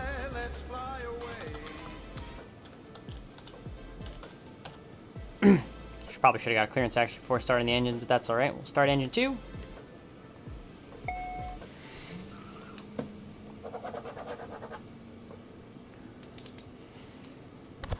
Myrtle approach, good evening. Phenom 124 Mike Charlie with November, clearance to Kissimmee. Alright, we can get rid of the GPU. 124 Mike Charlie, Myrtle Beach, good evening. You cleared as filed. Maintain 3000, expect flight level 280 within 10 minutes after departure. The departure control will be with me on this frequency, squawk 6504. Alright, cleared to Kissimmee as filed, 3000 initial, 280 and 10, departure with you, 6504 squawk. Phenom 124 Mike Charlie. 124 Mike Charlie, read back correct. Runway 36 for your departure this evening. Advise when you're ready for taxi. 4 Mike Charlie. Alright, runway 36, easy peasy. Just make a right turn out of here when we leave the ramp. This airport's pretty easy. I've been here a few times in real life chat, but now we got to go ahead and put in the flight plan.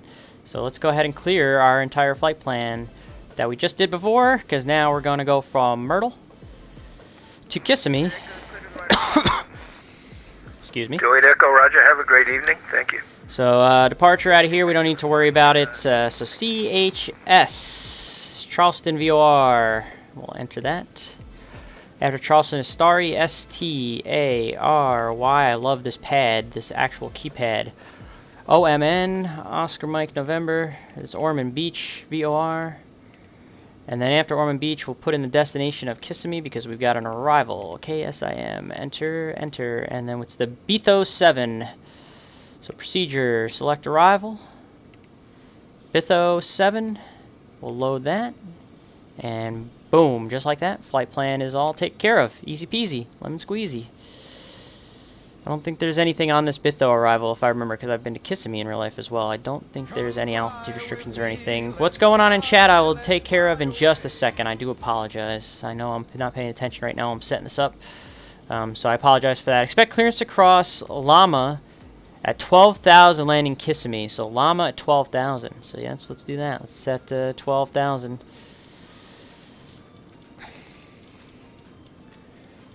Looking right at the star here, and I'll show you guys in just a second what I'm looking at. That's the only one that's going to be, let's see, landing at, yeah, that's the only one that matters for us. The rest are for different airports on that star. So we'll take a look at that real quick. Llama says, expect to cross at 12,000 landing, Orlando, Kissimmee, all that stuff. So we're all good there. We don't have to worry about Cosmo because that's going into Orlando. Same with Betho. So that's the only altitude that we need to worry about. Oh, man. Why didn't you stick in there? 12,000 feet. I'll get to the chat in just a second. I'm sorry. 12,000. Enter. Okay, there we go. What's happening? All right, we've had a couple things happen here. Operation Aviation, thank you for the follows. Charlie with Myrtle with a question. SpyJam08 with the follow. Thank you so much. Go ahead. Yeah, how much more time you going to need? Because I'm getting ready to sign off, and I need to let Jacksonville know. I probably need about 5 more minutes to taxi. If that. I'll stand by for you. Thank you. SpyJams, thank you for the Prime sub. I appreciate it. And Operation Aviation for this 2 months for the Prime sub as well. Thank you both for those the first new subscription from SpyJams and the resubscription from Operation Aviation. Appreciate that. This guy looks like he needs to go, so let's go ahead and get moving here, chat. I appreciate that. Thank you, guys. Check ride date on the 12th. Nick Grezel. All right. I hope it goes well for you, man. I really do. All right. Let's move because this guy needs us to go. He needs us to go, chat. We need to set our altimeters to 3004. 3004. Flight plan's in. The airplane's pretty much ready to go. We'll go heading. We'll go vertical speed. Start with 2,000 feet a minute. Engine start. All right. Engine monitor's good. Oh, we didn't do speeds. Crap. Takeoff speeds. We'll do that real quick here. Takeoff speeds. Takeoff. All right, real quick. We're at sea level. We're at about 8,000 pounds, and the temperature at Myrtle was 18. So we'll round up to 20, and we're at 8,000 pounds and 20. So 107, 118, 135, 107, 118, 165. So 107, 118. No, it's the same speeds. How about that? Okay. So same speeds. They're in. All right. Very good. Boom, boom, bam, bam, boom. Okay. We're going to do flaps 1. So I'll set that. Flaps 1. We're going to remove the parking brake and the taxi. Everything's good. Everything's set as far as I could tell. After start, emergency, push down, transponder. That's what I got to do. I got to put my code in 650. Oh, I did that already. Alright, and the trims are set. Flight controls, we'll check. Okay.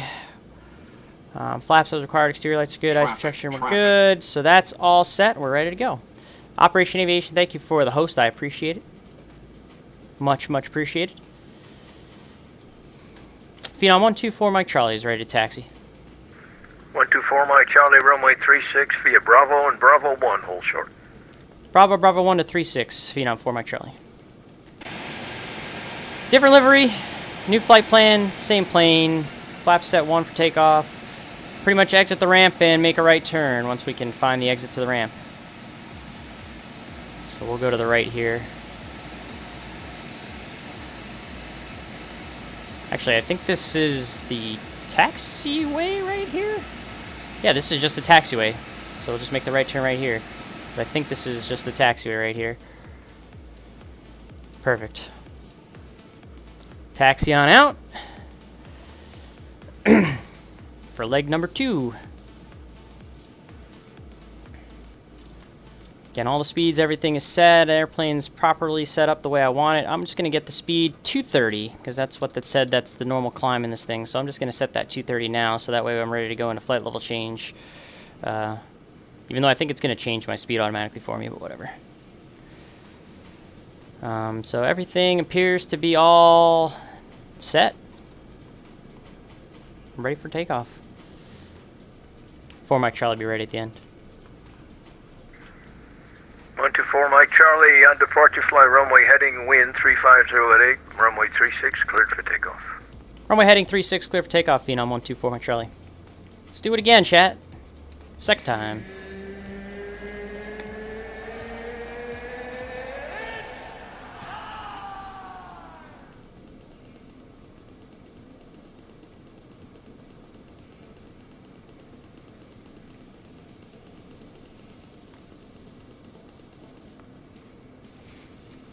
Finals clear, runway's clear, we're clear for takeoff, runway heading up to 3,000.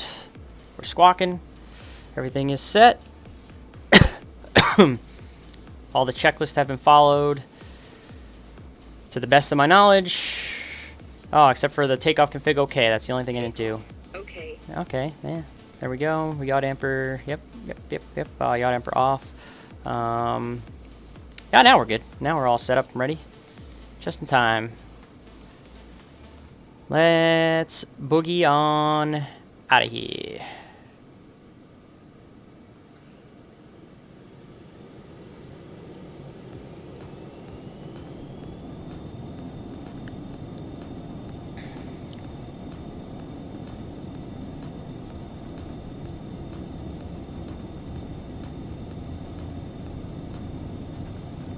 $80 knots.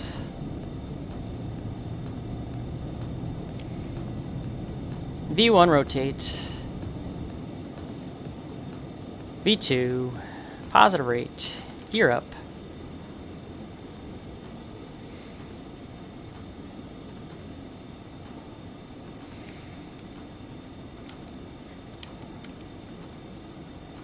500 feet. Autopilot on. Yaw damper comes on with it.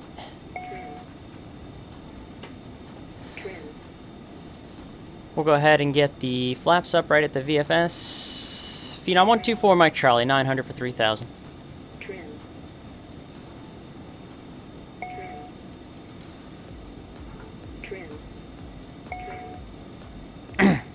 124 Mike Charlie, radar contact, turn left and proceed direct to Charleston. Climb and maintain 10,000, 10,000. Direct Charleston, 10, 10,000. Phenom 4 Mike Charlie. Alright, so we'll get the heading going towards Charleston, and then I can do direct to Charleston and hit nav. And we'll start to reduce this vertical speed here a little bit so I can pick up the pace and get myself going towards a flight level change at 230. Go wing view here.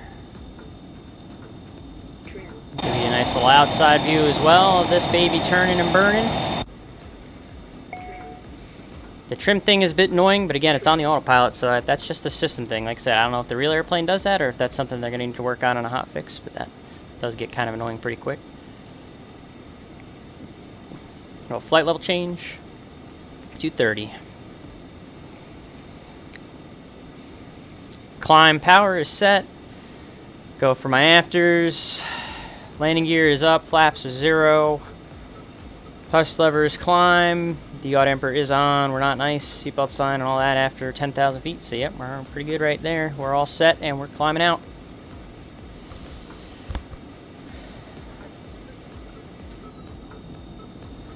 Get a view of the wing out there. They got the shoreline right before we go into the clouds here at about 5,000 feet. Oh, I didn't mean to tag on that thing. There we go. 124 Mike Charlie, contact Jacksonville Center on frequency 135.925. Have a great flight to Kissimmee. 3592 for Mike Charlie. Take it easy. 124 Mike Charlie, the frequency is 135.925. 925, sir. 35925. Good night. Pretty sure I said that. You don't add the 5 at the end, chat. It's just 13592. Southwest 3536. Just for the record. Hold short, runway 35 left. It'll be a few minutes for in-trail spacing to LaGuardia. Okay, sir. Hold short, 35 left. Southwest 35. Let's lower this vertical speed here. Center, Phenom 124 Mike Charlie, 8,400, 10, 10,000. Phenom 124 Mike Charlie, Jacksonville Center, climb and maintain flight level 280.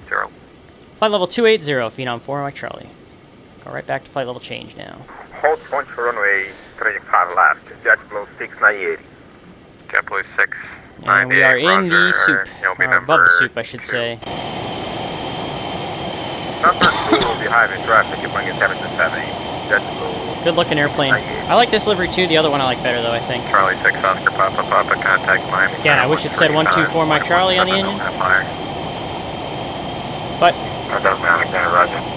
it is what it is. Delta 22 through 10. 77 radar contact. Clear direct Guano. We'll let the passengers go. Maintain flight level 370, say altitude. Right, that's now 3,000 direct to Orlando and flight level 370, Delta 2277. And Delta 2277 just verified direct Guano. Again, Operation Aviation Spy Jams, thank you for those subs. I appreciate it. Eric Flight for 5 months as well. Thank you, sir. Very much appreciate. I hope you guys are enjoying what you're seeing so far with this Phenom. Phenom 300 by Aerobask. It is an excellent, excellent airplane. I'm enjoying the crap out of it. All right, let's go in the back and look at some more stuff back here because the detail is pretty incredible. You got the little couch seating kind of thing right here. So none of these cabinets open up, but you got some glasses right there for when they want to pour the champagne. Don't touch the door handle because that's not going to be good in flight. We checked and we already saw there's the New York Times. We saw that the those things. 124 Mike Charlie, clear direct Ormond Beach, Oscar Mike November. Direct Ormond Beach, 4 Mike Charlie. All the way to Ormond Beach, direct, enter. So the airplane's going to take that to the bank. We'll go around the back here again in just a second. We are climbing as we should. We're going direct to Ormond Beach as we should. All right. Southwest 35, Keep looking at the 36, details runway heading, again. wind 36 or at 9, runway Let's get into 35, the old left, lav pickup. here. I was told I missed something. I was told that the something opens up over here. One of the drawers or something? Oh yeah, there's a drawer. What's in here? Oh, this little, whatever this is. Oh, it's a little teaser, Falcon 8X. Because I know Aerobask, I think, is working on the Falcon 8X as well. So there's a little photo teaser. That's pretty nifty. Little teaser for the Falcon 8X that they're working on. That's pretty cool. But yeah, just the level of detail. This thing right here is awesome. This little thing right here.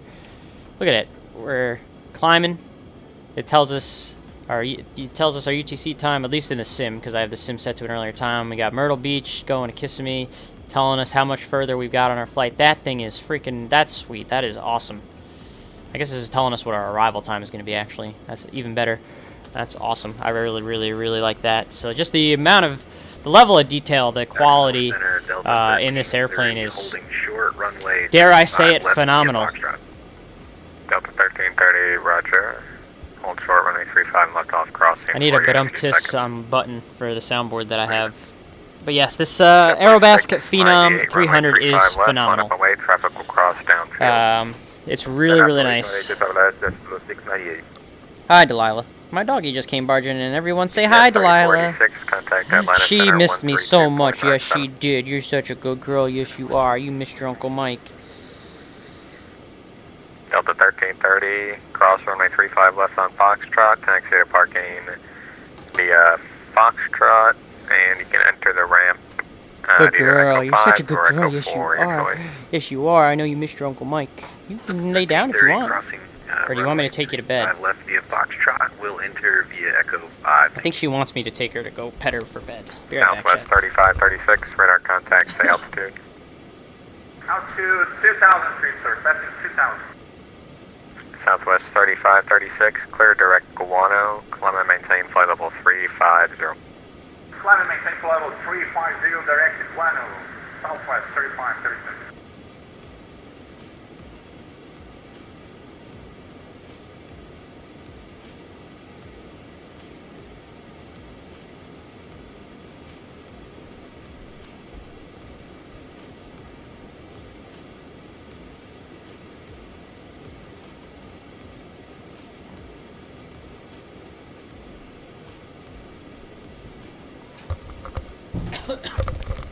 Sorry about that, chat. Delilah wanted me to tuck her in, so I had to go tuck her in. I haven't been home in a couple weeks, so she's very excited to have me back, clearly.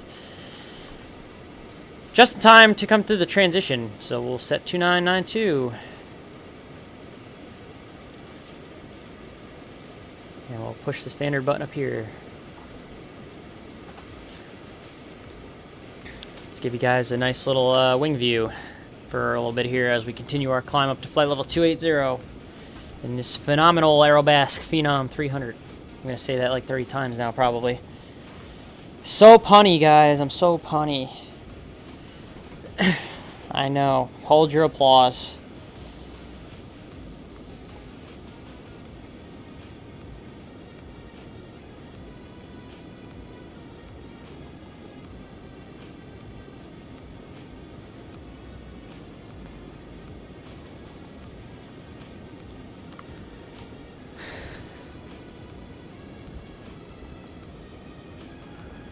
Hope you guys are enjoying the show so far this evening in this nice little airplane. It's been fun to fly so far. Fly runway heading, wind 3609, runway 35 left, clear for takeoff.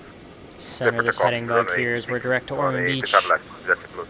So Ormond Beach, again, is going to be what starts our arrival here into Kissimmee. We have Ormond, Llama, expect to cross at 12,000 feet because it's the Kissimmee Gateway. That's the only one we have to worry about because this is not, you know, we're not going to Orlando International. We're not going to any of these that it's got written down here. So the only one we have to worry about is expect to cross Llama at 12,000 feet, and then Jessup, Cosmo, and Orlando are just, you know, they're on there on the star, but we're not going to have to worry about any altitudes or speeds or anything. We're going to get vectored at that point going into Kissimmee, assuming ATC is still on. It is at this moment. We got full staffing all the way to Kissimmee. with Jack Center, so hopefully that holds all the way. Hopefully he doesn't leave us until we get all the way to Kissimmee. This thing's climbing really good still at the 230 knots. Again, once it goes to Mach, it says Mach 0.63 is what it wants for the flight level change for the climb, was what the notes told me for the standard procedure.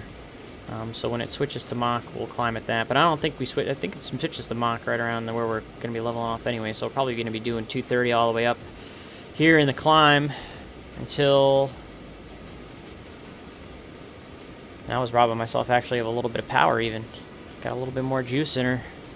Going up to 280 here at the 230 knots. Better contacts, high altitude. Checklist and reference for it are great to have right off the bat. Yeah, absolutely. That's plenty of reference for this airplane. It has a checklist. It has so you can get your speed calculations in and everything for takeoff and landing. Performance charts if you were to need them. But it has that full normal procedures with the checklist and everything like that. It even has a condensed checklist that they give you. It's really nice. They did a thorough job not only with the design, with just a little functionality things in the back. I gotta go create a save point in the back here for that little thing.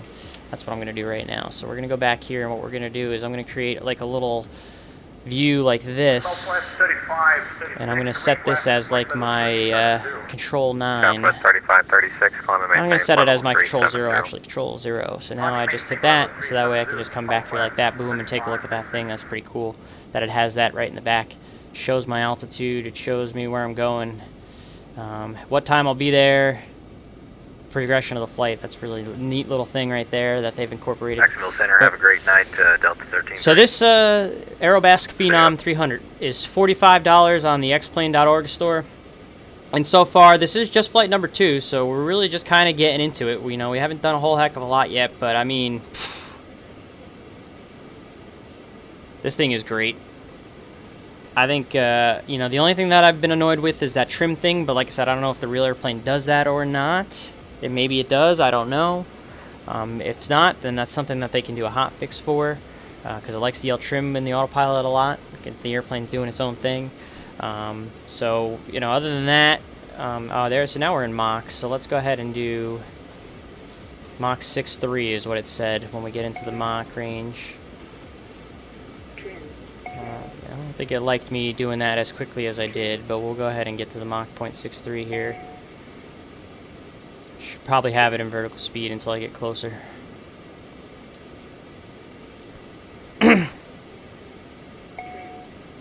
See, that trim thing, that's the only thing that really annoys me. And like I said, I don't know if that's something that the real airplane would do or not, because I've never flown it. But if not, then that's one thing that they're going to have to fix. But otherwise, everything else has been great. The detail on the inside and out is very, very nice. It looks great on the outside. It looks great on the inside. The attention to detail is phenomenal. There's that word again. It comes with the checklist, the normal procedures, the performance stuff that you need, everything like that. So yeah, well worth the $45. That was the long way of me saying this airplane. I'm only on flight the beginning part of the second flight that I'm doing in it, but just from the first flight and what I've seen from it so far and doing the second flight now, it's well worth the $45 on the xplane.org store. If you're interested in a light jet, a light kind of mid-range jet for GA, and you fly an X-plane, this is great. This is awesome. I'm enjoying this thing very much.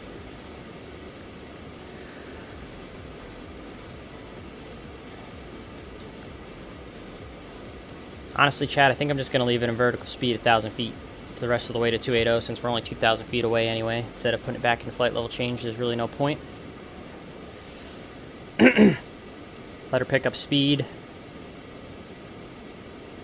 It feels like I have something in my eye, my right eye, but I've looked in the mirror like 3 times already, and I don't see anything in there. So it's just one of those things where it feels like there is, but it's not. Maybe I accidentally scratched it. I don't know.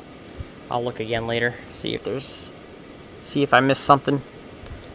So it feels like something scratched or scratching my right eye, poking me in the eye. Could be a rogue eyelash that I just didn't see earlier, maybe, but it's manageable right now while I'm still doing the stream.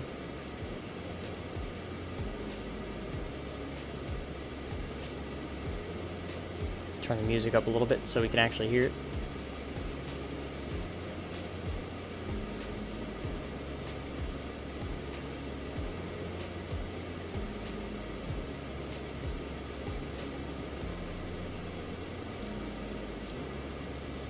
270 for 280. Contact Miami 135.17. 3517, United 1674. Good night. Stay up. Again, I'm rocking the Virtue Safe Flying Club hat tonight.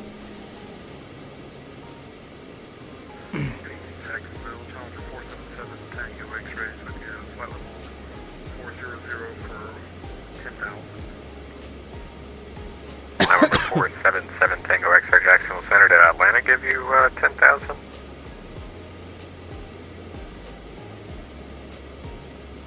No, sir, I think we were just passed off to you. Oh yeah, I didn't see that he gave you 10,000, but if you're descending, then descend and maintain 10,000.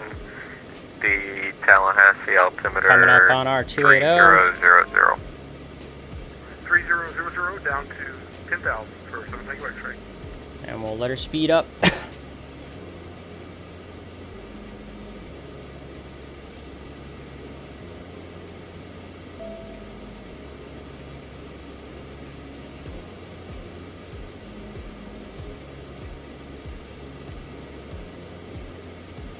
So we'll go all the way to 0.76, right below the yellow arc. And we'll cruise at 0.76. Bring the power back here to our cruise power setting.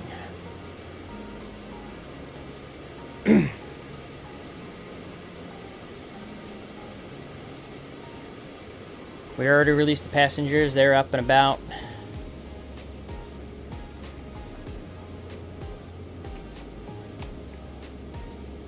I'm gonna switch these. I had my freaking Control 7 for my wrong wings here, so now I'll do that. So that's better. Now it's actually oriented to the right direction. There we go. So we'll take a look out the window. Another nice piece of detail right here is you can close the blinds. That's pretty neat. Keep it cool when you're in the hot ramp outside, or if the passengers feel like going to sleep. Another nice little piece of detail that they put into the sim here. I really love this thing so much. Again, you got the lav with the flushing toilet and the running sink. So for those that maybe weren't here earlier, I'll do it again. You got the little pull-out lav that they probably got in this thing, and then you can flush. It makes a noise. It's kind of gross.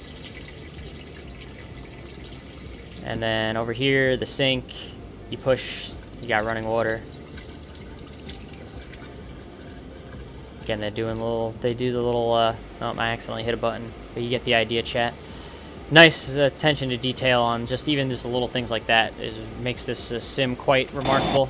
And then, of course, the exterior looks really nice. I wish it said November 124 Mike Charlie. Again, you can't manually change the tail on these airplanes like you can in Microsoft Flight Sim 2020. So it just has whatever delivery they stole, it just has that. Now I'm going to have someone custom make that livery I used for the first flight. I'm going to have someone do like a custom livery for me.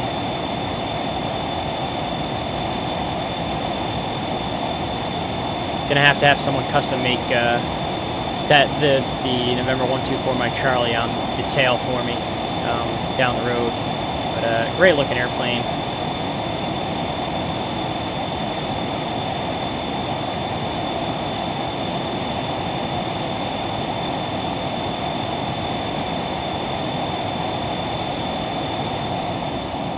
They did a really phenomenal job with this Phenom. They did Aerobask. I very much approve.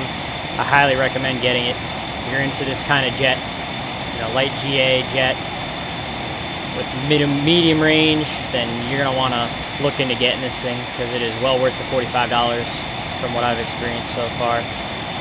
Even just the flight and a half that I've done so far. Looks great. Flies great. Trailing link gear, it's kind of like a baby 145.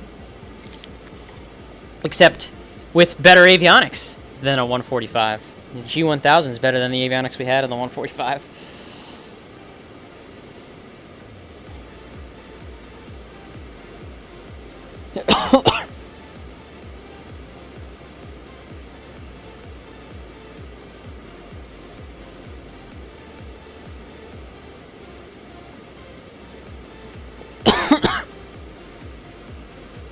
Excuse me, chat, sorry.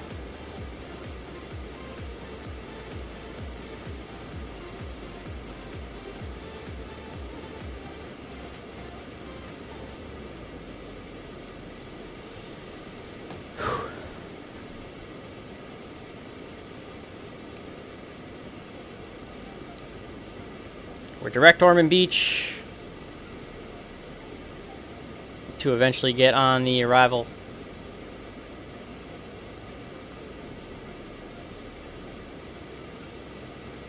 Right where we want to be in terms of speed. Right about now. At 280, we're on our way to Kissimmee, Florida. It's an airport I have been to in real life before. Let's take a look at the runway configurations and the weather. So it's got crossing runways. The longer runway is the 1533. You also have a 5,000 foot 2, 4, and 6. So we might go full flaps. So we did the flaps 3 landing on the first one. We'll go full flaps landing on this one, chat, for the shorter runways. There's a couple FBOs over here, 3 of them. Depending on where we land, we'll just go to whichever FBO is going to be the closest. It's the weather we got going on over here at Kissimmee. Ooh, I see blue, so it's actually marginal. We got broken at 1,500 overcast, 2,900. I forgot I was on the wrong screen. I apologize. So here you go. 350 at 10. 9 miles broken, 1,500 overcast, 2,900. Temperature's 18, altimeter 2,999. So a little bit low. We're going to have to do an approach, it looks like. We were just talking about, looks like it's going to be runway 33 with the wind, so we're going to plan on 33. What approaches do we have? Do we have an ILS 33? We don't. All we have is an RNAV GPS, so we're going to plan on the RNAV GPS 33 into Kissimmee. Final approach course 333, 2,000 at AXMEB, then to 1,700 on down, all that. So we'll plan on doing that, chat. Plan on doing the RNAV to 33 with the low weather there. Delta November Airport. And then, like I said, we'll land, and then we'll just go to this FBO, whichever one this is right here, off of Echo. AirNav, KSM. We'll go to the AirNav and see if it tells us what the FBOs are.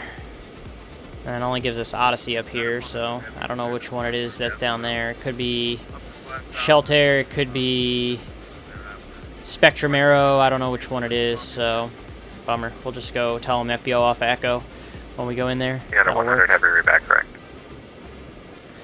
So we're going to actually have to do the RNAV, it looks like, though, with the ceiling broken 1,500. Which is actually kind of nice. I'll enjoy doing that in this airplane, setting up the RNAV. So let's go ahead and go in here to select the approach. We already know it's going to be the RNAV 33. Bravo 7. We'll just do it off of, what was the one that looked like it would be more appropriate, probably, if we're going to go... Probably Frage. So we'll enter it from there just to load it. Minimums on Barrow. What's the Barrow? If we're going to do this, LPV is 301. So 300. JetBlue 51 Romeo Tango Jacksonville Center, roger. We'll load that.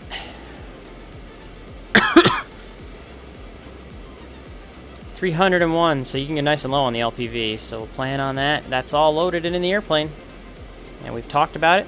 We'll consider it briefed. And then all we got to worry about now is the speed. So we said we're going to do a full flap landing. So let's go ahead. We're at a weight of, and again, everything is in kilograms on the stuff that they give us instead of pounds, which is a little annoying. But we're at 75. Figure we're going to lose more fuel, so we'll plan on landing at 7,400 pounds. We'll just go to that, 7,400 pounds. Nice and high is fine for planning purposes. Give us a little bit extra speed. So let me go back up here to the landing diagram, and then we'll talk about it. So flaps, full landing, approach and landing reference speeds. All right. So we'll do flaps full. Approach flap 2 and landing flap full, engine ice off, wing stab off. That's what we want. We're going to plan on 7,400s. So 114, 114, 130 is the speeds that we want. So 114. Jack, good evening. Phenom 422. 130 and 114. So our VAC and our VREF are the same. So the speeds are now set. November 14. And I'm sorry, I forgot to switch the camera again. You can see right here. We got 114, 130 for the VFS, 114 for the VREF. So the speeds are now set. Melbourne 7 departure, then is filed. Maintain 3,000, departure this frequency, squawk 1047. Dakota Plainview Airport, Melbourne 7 departure that I filed. Maintain 3000, departure 135.902, squawk 1047 Phenom 422 Romeo Sierra. November 422 Romeo Sierra, be back correct. Expect runway 27 right or 27 left, your choice. Just call me ready for taxi, short a kilo with the runway preference. 2 Romeo Sierra, we'll go, thanks. Just barely maintaining the 50 nautical miles that we need to keep on the shore here over water, since I don't think this thing is certified for the over water.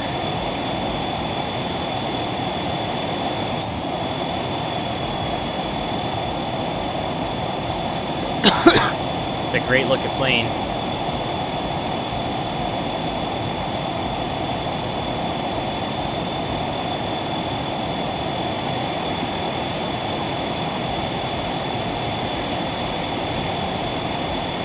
That view right on the wings, and then we come inside the cockpit and look out the wing roof like this. So we'll hang here for a bit.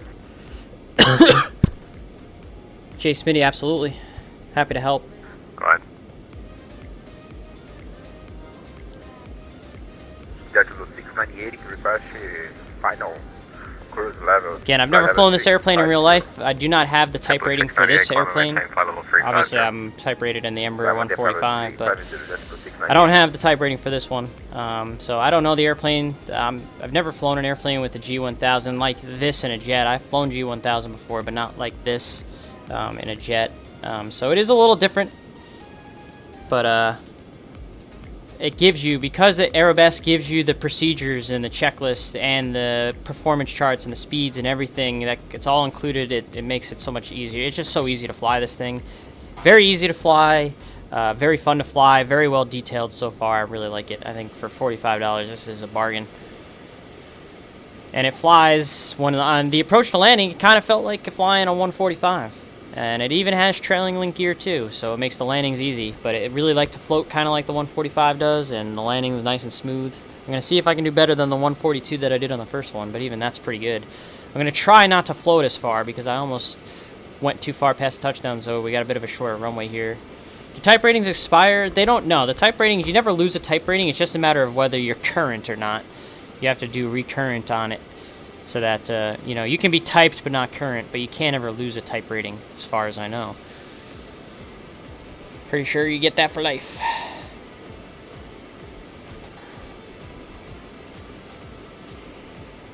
That's why I have to go back for recurrent every year. So eventually I'm going to get this Embraer 170, 190 type rating when I finish training at my company. And then every year I'm going to have to go back to stay current. I don't know anything about the Canada stuff, Sean, snow skier, so, I mean, maybe you know better than I don't know anything about Canada. So this thing can go even faster still. I guess it could probably go to like 0.78. Yeah, it can go all the way to 0.78, but we're comfortable at 0.76 right on the yellow there. Cruising down to Kissimmee. We got our top of descent little nugget. If we're going to expect that llama at 12,000 feet, the top of descent nugget's coming out there about, I would call it 60, 70 miles out in front of us there. Number 477 Tango X-ray, advise when you have the weather at Lake Butler, Department of Corrections field, and expect the visual approach.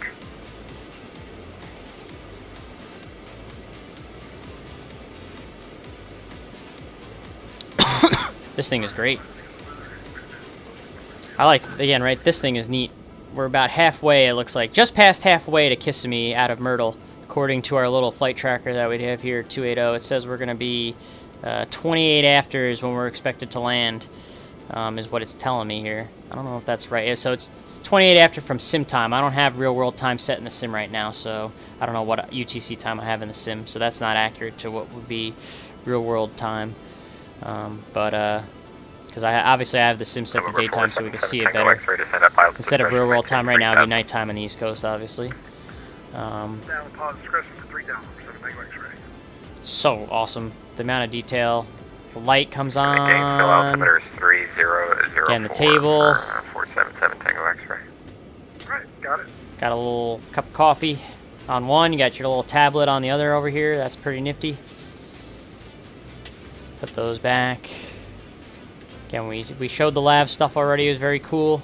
The fact that the faucet has running water and that you can flush the toilet The little, tiny little toilet. You can't open any of these cabinets or anything, which is a little disappointing. They could probably add some stuff in there if they wanted to. They got a little wine glass and everything. And then you got your little bench seat, a little couch bench seat, and then seating for 6 more out here. So you can fit 8, it looks like 8 passengers. I guess technically 9 if you use the lav seat. So you can fit a nice little family in here. Can't raid the galley. I already did the pooper, but I'll show you again. Snow skier, why not? So here's the lav. You open it up, do your business. Damn it. I hit the wrong button. Try again.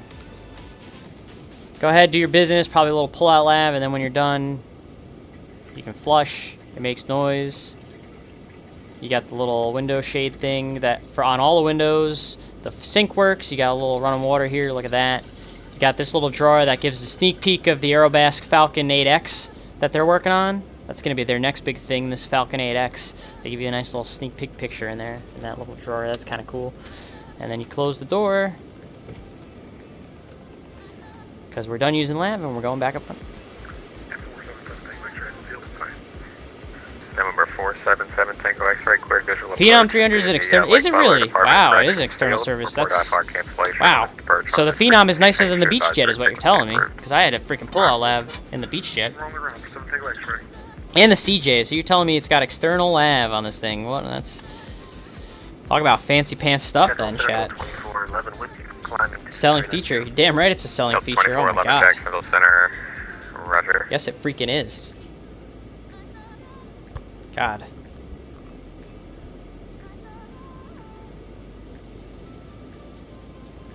Phenom 100 is a cassette. Okay. I guess I'm buying a Phenom 300 when I win the Mega Millions. That's like one of those really high $900 million Mega Millions. I'm gonna buy myself a Phenom 300 because it's single pilot, and it doesn't have a pull-out lav. Plus, I have time and Embraers, so it would make the most sense, right? Get a little Phenom 300 single pilot type if I had the money. Obviously, I don't have the money, chat, so let's not get carried away here. But Number 124 Mike Charlie, cross Llama, add and maintain 12000, Kissimmee altimeter 29er. Llama at 12,000 Phenom 124 my Charlie. Perfect, chat. So we already have it set for Llama at 12. You can see right up here. Llama at 12, he gave us clearance, so altitude 12 set, and we hit VNAV, and there it is. VPath is armed. 12,000, 12,000, so the airplane's going to descend when it gets to that top of descent. That little nugget, which is right out here. You can see it now on the screen. I'll zoom in so you get closer. So you got this little white thing right here. That's your little top of descent nugget. That's when the airplane's going to start down for the Llama at 12. I'm going to try to remember to actually tell him when I'm vacating flight level 280 this time, since I forgot on the last flight. Walk 1060.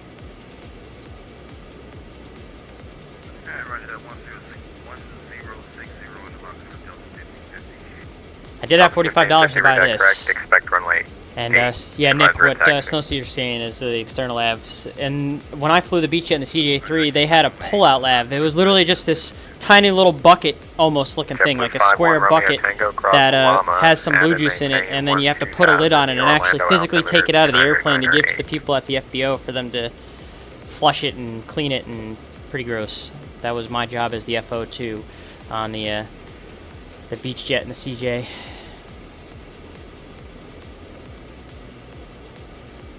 It really feels like I have something in my eye. It's scratching. I've looked at like 3 times and there's nothing there, but I'm gonna have to look again, I think, soon. See if I can make the rest of the flight with it. And maintain 2000, the Orlando altimeter 2998.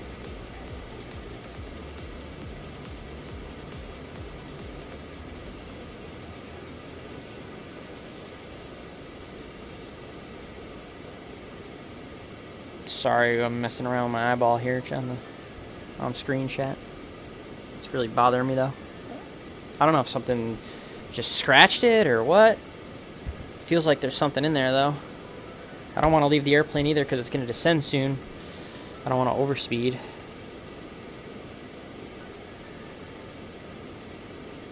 Gonna have to deal with it for the time being.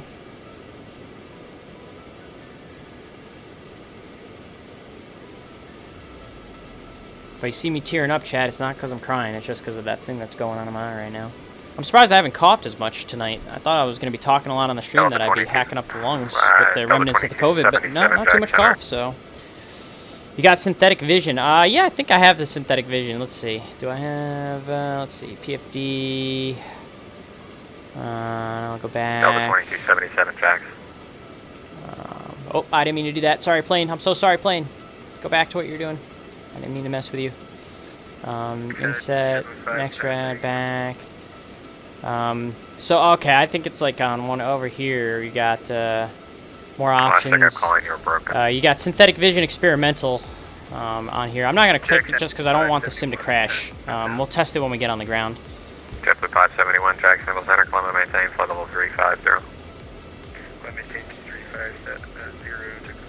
So it doesn't actually have a button in the PFD thing here. Again, it's this. There's the experimental one that they have in their little setting thing over there, but I'm not going to worry about putting that on right now. 422 Romeo Sierra, where Charlie showed a kilo at Melbourne, ready to taxi. We'll take 27 Map, left. yeah, all that. That's all. Everything's good. So I don't want to mess with that in case it makes the sim Number CTD. 422 Romeo Sierra, runway. I'm so sorry, plane. Yeah. Charlie. Slumming it with no auto throttle. Delta. I'm used to planes with no auto throttle. I'm finally getting an airplane with an auto throttle for the first time when I get to that 175. 422 Romeo Sierra. The Melbourne altimeter 200. I went back on real quick, so no scalding needed for me. Jacksonville, JetBlue 51, that Romeo vertical descent V-path is coming in. There it is. We'll expect the cross Coming on down. She's going to start descending here. In just a second, I'm going to bring the power back here. And we'll actually let them know this time that we're vacating. Center Phenom 124 Mike Charlie's out of flight level 280 for 12,000. Roger. And that's the answer that they usually give in real life too, is Roger, but that is technically a required call. And again, I don't know, the trim thing really is, they gotta fix that or work on that, unless, like I said, unless that's the real airplane thing with the trim, but it seems like it does that a lot. 175 has auto throttle, yes sir. Can't wait. It'll be the first airplane that I have with auto throttles in my career. Looking forward to it.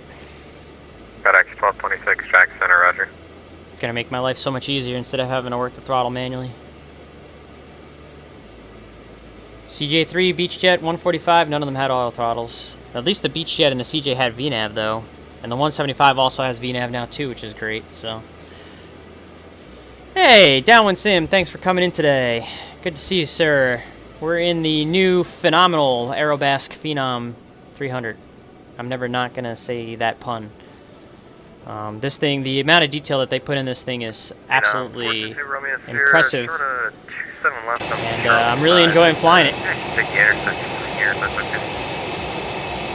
422 Romeo Sierra, Roger. Are you ready for departure? VNAV is nice auto throttle. I'm gonna enjoy having the auto throttle, Romeo Sierra, fly runway heading. especially on the longer flights. 6 at 3, runway 27 left. Shiny, you kind of missed me showing off all the little fancier details, Downwind Sim, so you're gonna have to run back my stream at some point to kind of look and see all the fancy stuff, because I'm on the descent here now. So you can tell you what, when we land at Kissimmee, I'll do one more. If you want to hang on, if you're gonna hang out for a little bit, Downwind Sim, I'm on the descent into Kissimmee. I'll do a landing, and then one more time on the ground. I'll go through like a whole tour. We'll go through a tour when I land. I'm gonna focus on the approach and landing and everything right now. So hang tight. After we land, I'll do another quick tour of everything. Before I call it good.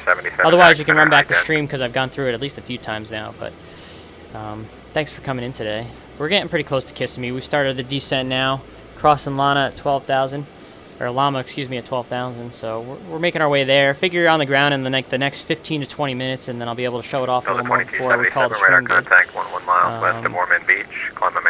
See if I can get a good landing again. The first landing I did, that first ever landing I did in this thing was minus 142. United 100, so. Heavy radar contact. Clear yeah, exactly, Sean. When I'm not worried about the CTD, I'll do that experimental synthetic vision, see what that looks like. Exactly. So again, if you're just joining us, we're going into Kissimmee. The weather's marginal, so we're planning on doing the RNAV 33 into Kissimmee. I've put it off of this, the initial approach fix, but we'll probably expect vectors to final. We're going down to LPV minimum since we have the G1000 and we are capable. Right now we're on the Betho Llama, we're just crossing at 12,000 feet. That's all we need to know for this Kissimmee right here is expect to cross at 12, which he gave us. Landing 3-3, we're going to probably try and exit here at Echo and just taxi right into this FBR right here. I don't know which one that is. That's what we're working on right now. Again, the weather at Kissimmee is still the same compared to last time we checked. 350 at 10 knots is the wind, 9 miles. Broken 1,500 overcast, 2,900. So it's marginal. We're not going to have any problems getting in though. But we are going to have to do the GPS approach in. Which is better, CRJ or Embraer? Okay, well, I can't answer that question, Nick, because I have bias. Of course my answer is going to be Embraer.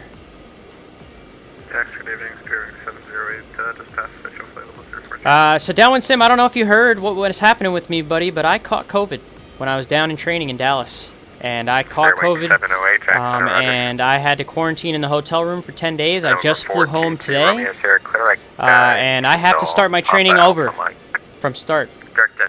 Like, so the 2 weeks of training that I completed mean nothing now because, yeah,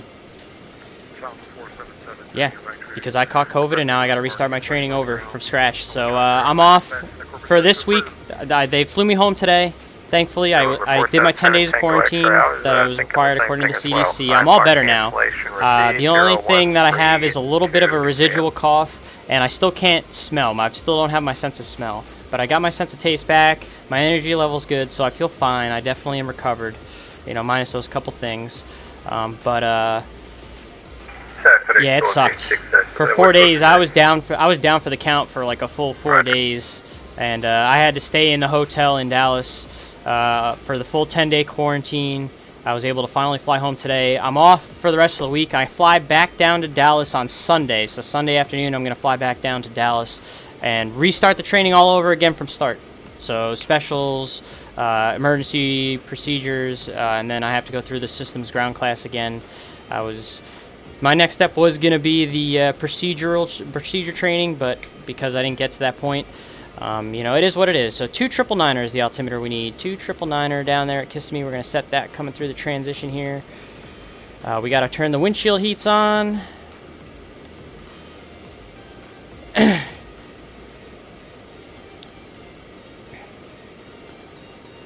We'll get the external lights. I'm going to turn the landing line on just so I don't forget.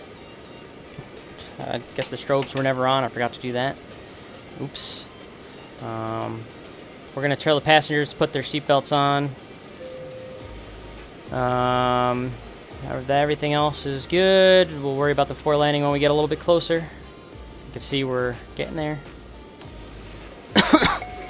Oh, we're doing a turn.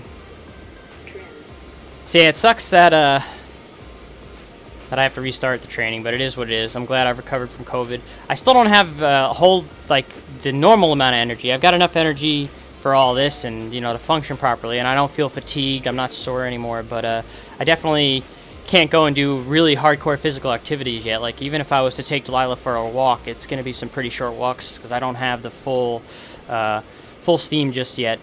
So yeah, that trim is annoying on the autopilot. I think that's a bug. I think that's something they're gonna have to do with like a hot fix for.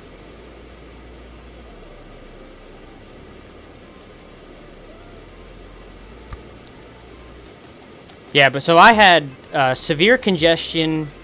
I had a fever no higher than like 104, so very mild fever. I had the cough. 124 Mike Charlie. Expect RNAV runway 33 approach at Kissimmee. Depart Llama heading 2-19er 0 vectors to final. Alright, well, 190 heading off of a Llama. Vectors for the RNAV 33 into Kissimmee. Phenom 4 Mike Charlie. I had the congestion, some mild fever, cough. I lost my sense of smell and taste. Thankfully, I've gotten the taste back. I was really, really achy, and I was getting the chills, and I was very fatigued, like super, like down for the count for like a full 4 or 5 days. So I had it rough.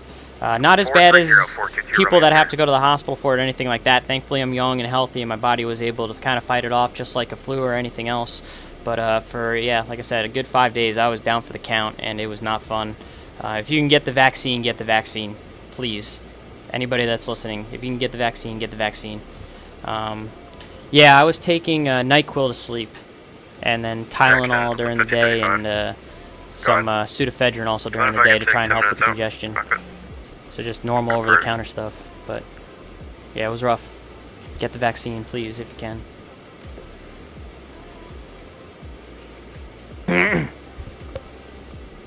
13,000 for 12,000, chat. One to go.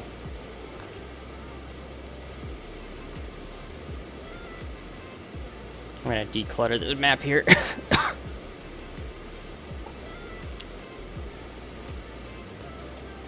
No, none of that. I didn't need that. They save that stuff for the people that have it really severe, like they need to go to the hospital or something. I didn't need to do any of that down in sim. Just normal over-the-counter stuff for symptoms, and I was able to fight it off in about 5 days.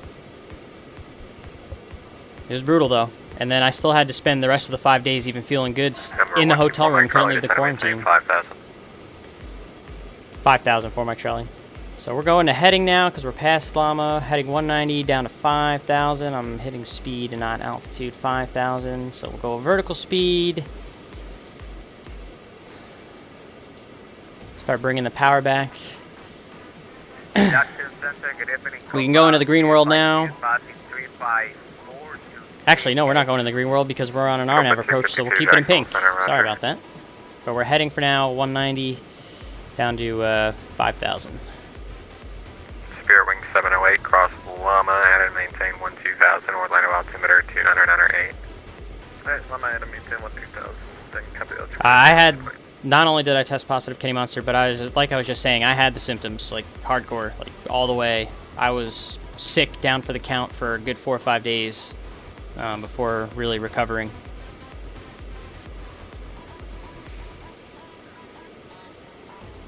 Maybe you're asymptomatic down with some, who knows, but anyone that's watching me right now, my advice is get the vaccine. I wasn't able to get the vaccine in time before going to training, and obviously I caught it and I paid the price. It sucks, so if you can get it, get it. That's my advice, because it sucked. I wouldn't wish that upon anyone. And I know I still had it better than most because I was able to go 4 or 5 days and then recover and be perfectly fine. I didn't have to go to the hospital or anything like that. I know a lot of people, some people have to go to the hospital. Some people die from it. Thankfully, like I said, young and healthy. So, I'm lucky for that. But get the vaccine, please. I'll say that over and over and over. As soon as I finish training, because now I'm going to have the antibodies. I'm going to have, like, the actual normal immunity since I've already had it for, they say usually, like, roughly 3 months the antibodies are good for. So sometime within the next 3 months, when I have the time after training, I am going to get the vaccine. So I really don't want to go through that again. That was brutal. We already have our speed set. We're below 10. Altimeter set. Everything's good. We're 250 below 10, so that's all right. I'm gonna set the 130 for the VFS just to have that set. A little future thinking. Yeah, I appreciate that, Kenny Monster. I'm definitely feeling a lot better now. Like I said, right now, it's just every now and then I still have a residual cough, and I still can't smell. That's all that's kind of the remnants of it. I could taste again. I was able to taste the meatloaf and mashed potatoes that my mom made for dinner tonight, and it tasted great. Oh, it was so good. So. Yeah, just put your route in, and it doesn't look like Goknop is on any of the airways. I think it's part of this, No, definitely worth getting it. It sucked. Trust me, you want to get it. If you can.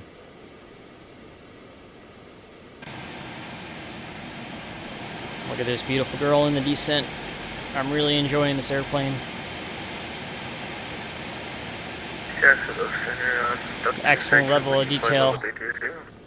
Inside and out. You can see we're getting close to our destination here. Love it.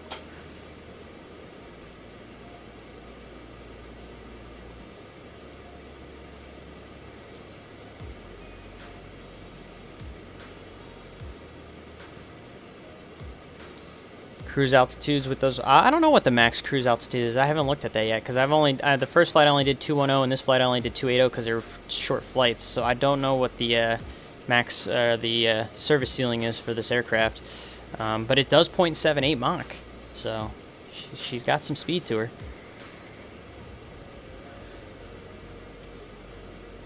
Let's see if I can find it real quick, the performance, what the altitude is.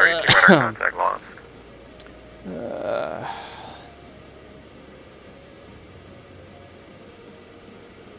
Looks like flight level 410 is her service ceiling. So she can go up to 41. Wow. So here, she'll only do 0.78 up to 3.1, then she'll be 0.77 to 3.5, 0.76 to 3.7, 0.75 to 3.9, and 0.73 Mach at 410. Looks like that's her max. If we're looking at the performance chart here that they give us. Leveling at 5,000 here.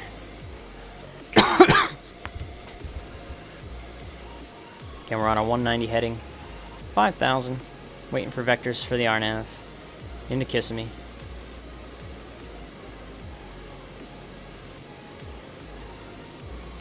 Yeah, I get that, Nick, but when the time comes that you have the time, like I said, I wasn't able to get it before my training either, and then I paid the price, so. Ugh. That little residual cough still is there. Thankfully, it hasn't been too bad. I thought it was actually going to be worse. I thought I was going to be coughing a lot more, chat, because I'm talking so much to you guys, but thankfully that's not the case.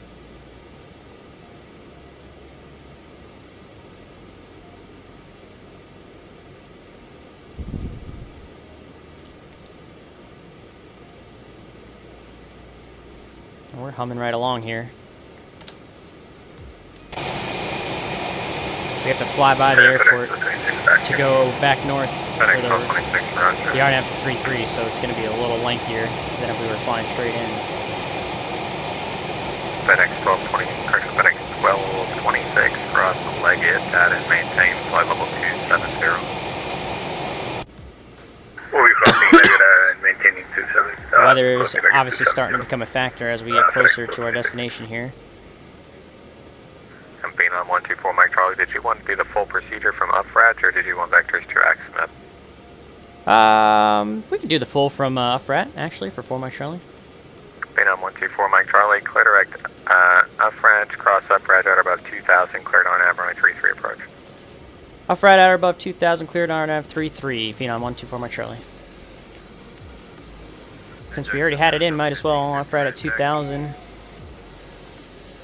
Let's go ahead and set 2,000. Runway 8, taxi via Juliet, Alpha Lima. And we'll put VNAV in there again, since it has our little top of descent. It's got our little nugget.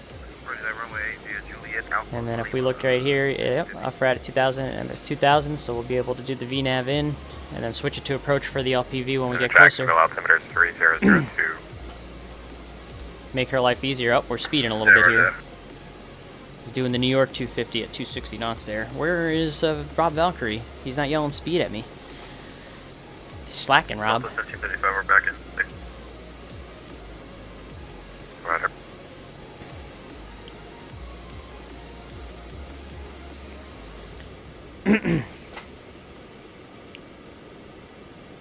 My speed guy is slacking. I was speeding by about 10 knots.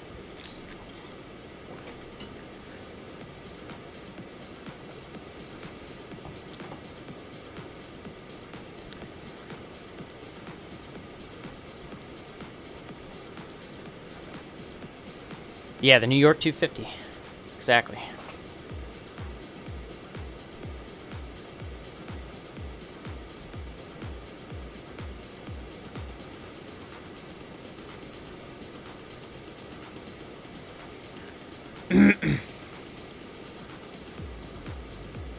Delta 2020, Jax. That's that trim thing they gotta fix, man. That's the only thing. Delta 2020, Jacksonville Center, Club and maintain flight level 340. Climate change level 340, Delta 2020, hopefully you're into it. Yeah, this has yours. Doing pretty great. It's pretty busy for Monday. Yeah, definitely more busy than just about Oh, I'm speeding again. Airplane's getting. I forgot we started the. I didn't even realize I was descending. That's why I'm speeding. Whoops. Let's get the power Our up. spring break ended I was looking at today. something else. I gotta focus up here now. We're coming onto the approach. That's a bummer.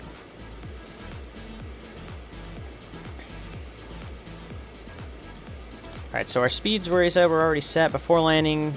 The audio amp would come off when I turn the autopilot. Yep. Hello? Yep. Sorry?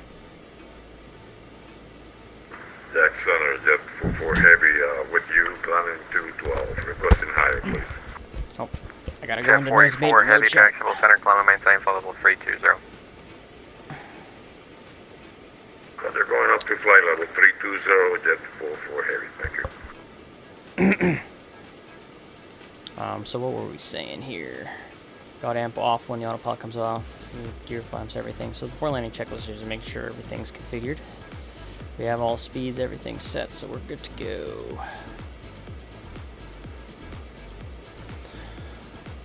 Yeah, we're gonna do the flaps full this time. We did flaps 3 in the first landing, we'll do flaps full this time.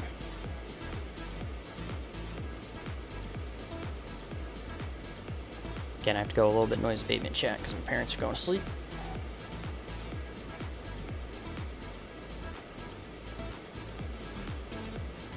But we're almost done here.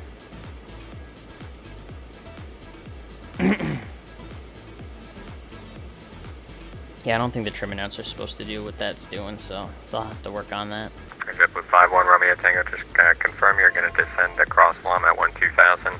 You're only 3 miles from Lama now at 340. Like right there. I just don't think that the trim needs to be going off for there.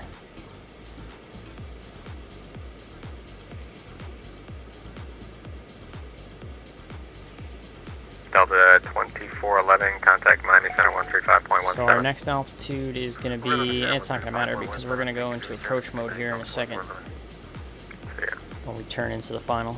And we're going to let the aircraft do the LPV.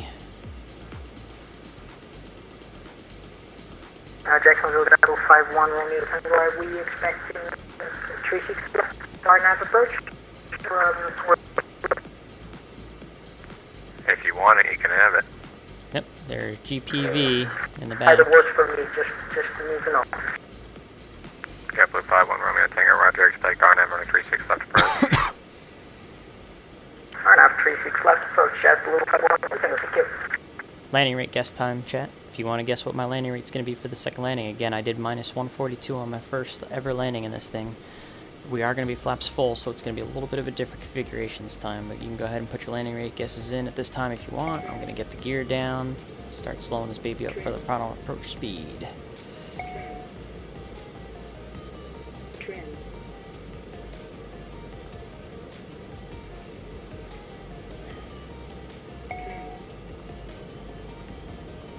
And Jacksonville Center, Delta 1550, hold 418, ready to go. And AC, glide slope, or GPS, GP, so fly we're runway doing full heading, wind calm, LPV runway here. 8, clear for takeoff. 300 feet is the bottom. Takeoff, runway Should break out at 1,200 though, 50. so I'm not super worried. Get those landing rate guesses in. Now is the time.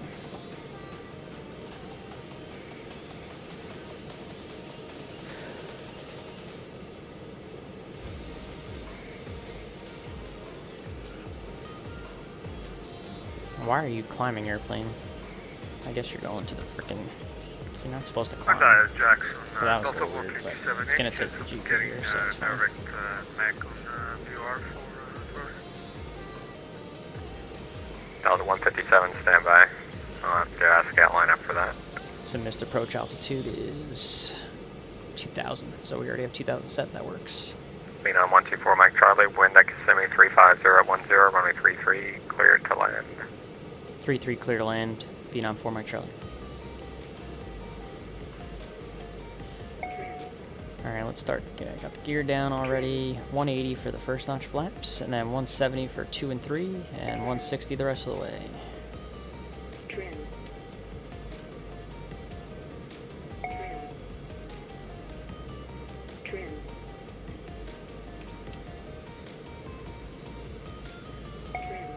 Southwest 3536, leaving my airspace to the northeast. Washington I Center hear is you closed. about the trim airplane. Transfer. Relax. Flaps 3, Southwest 35. and flaps full. So we are fully configured. Clear to land. Go right to our rough speed of 115. 114 technically, but I'm going to hold about 115. Try my best to fly the knot, but we'll see. And I'll keep it in the autopilot until we break the clouds here. So we got landing gear down, flaps are full. The auto amp will come off when we turn the autopilot off. We break out. Last call on the landing rate guesses.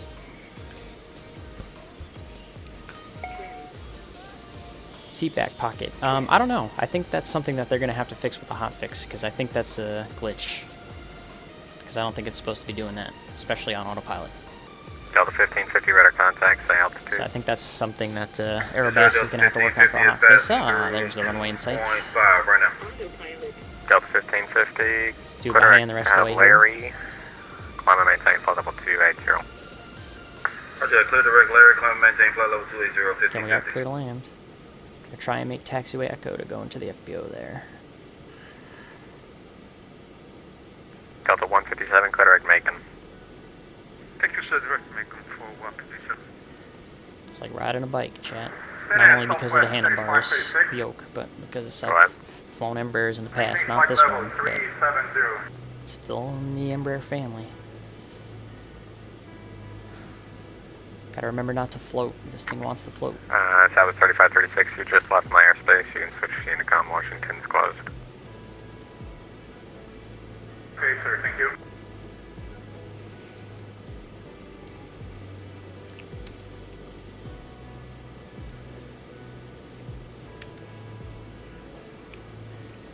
Oh, this thing flies so easy.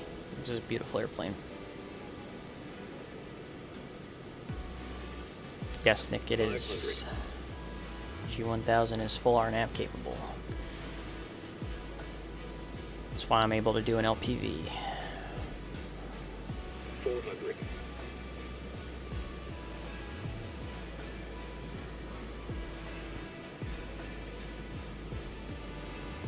300.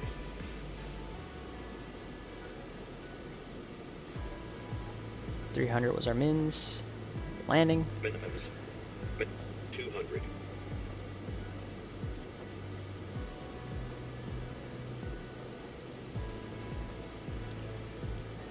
100.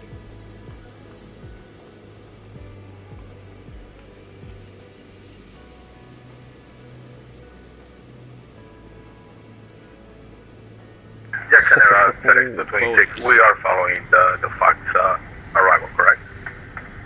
For altitude. Yeah, I like this airplane. FedEx 1226, you'll follow the Fox 5. For altitude, just wait for descent instructions from Here's Echo. ATC. Phenom 4 Mike Charlie's clear on Axel. Taxi the FBO straight ahead. Phenom 124 Mike Charlie, taxi straight ahead, Echo. Have a good night. See ya.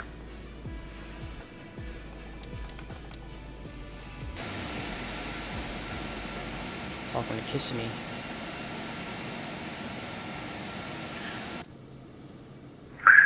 FedEx 1226. Yeah, the question was because I misunderstood when you cleared me. I didn't know if you said to, pass and maintain 270 legit, or just we'll look at the you replay know, on that pass one. legit at 27 and keep on my descent on the arrival.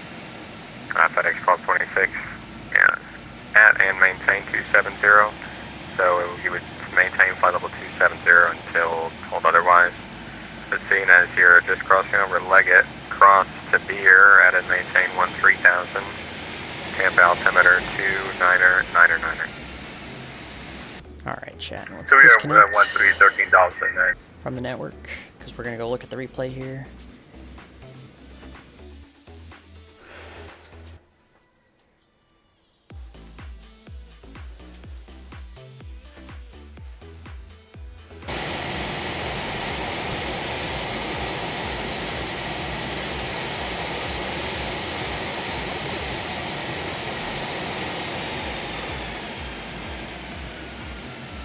And the spoilers come out early in the replay.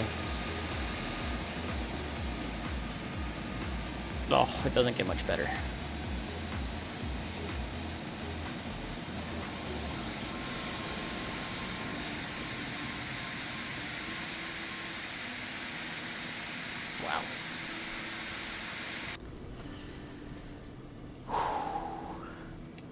Alright, I like this Phenom a lot, chat. Alright, real quick, downwind sim, let's give you the tour. None of these open. You got some wine glasses here, you got your little bench seat. Of course, you got the stairs and the door. These guys open up. Got the little New York Times right there.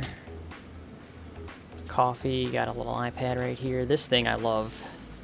This little guy right here that shows you your altitude and your progression of your flight. That thing is neat.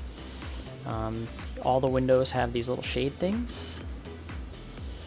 And then you come back into the lav. No reverse thrust on this, no. You got the lav right here. You close it, you can flush. It makes noise when you flush. And then the sink works. Got a little running water. And then here's a little treat that they put in the drawer. You can see that they're working on a Falcon 8X, apparently, Aerobask. They got a little teaser for the Falcon 8X in here, in this little drawer. And then all the overhead lights work back here. Just overall, fantastic little airplane. Here, we'll watch the door open. Should probably kill the engines first before I open the door here, huh?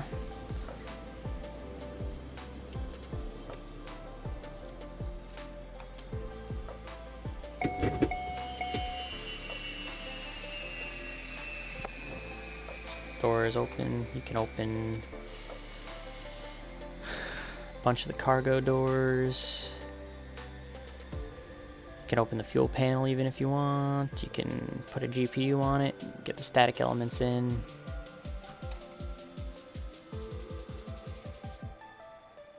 A little fuel panel right here that you could open.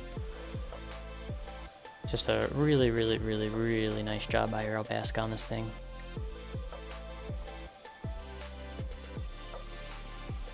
And that's that. And then turn everything off and call it an evening.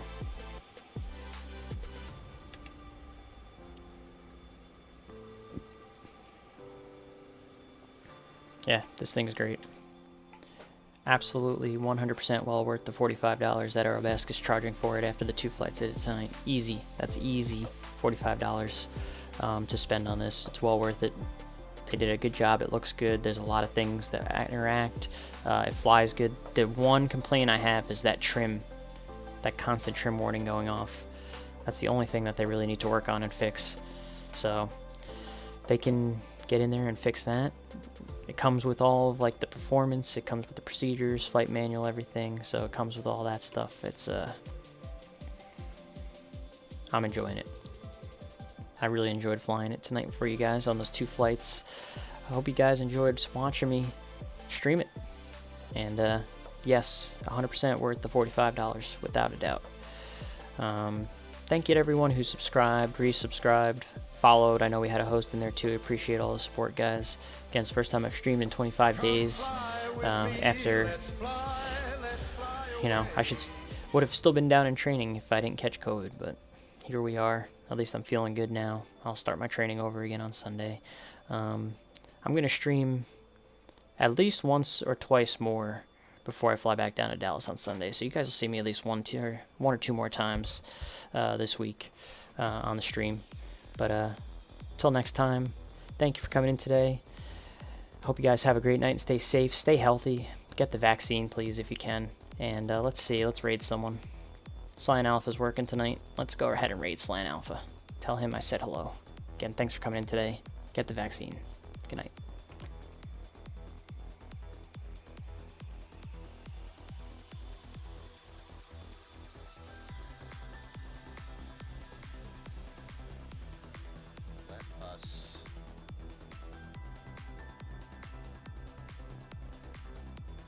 So PJ says, internally there's always been a discussion about adding the DC-3 Classic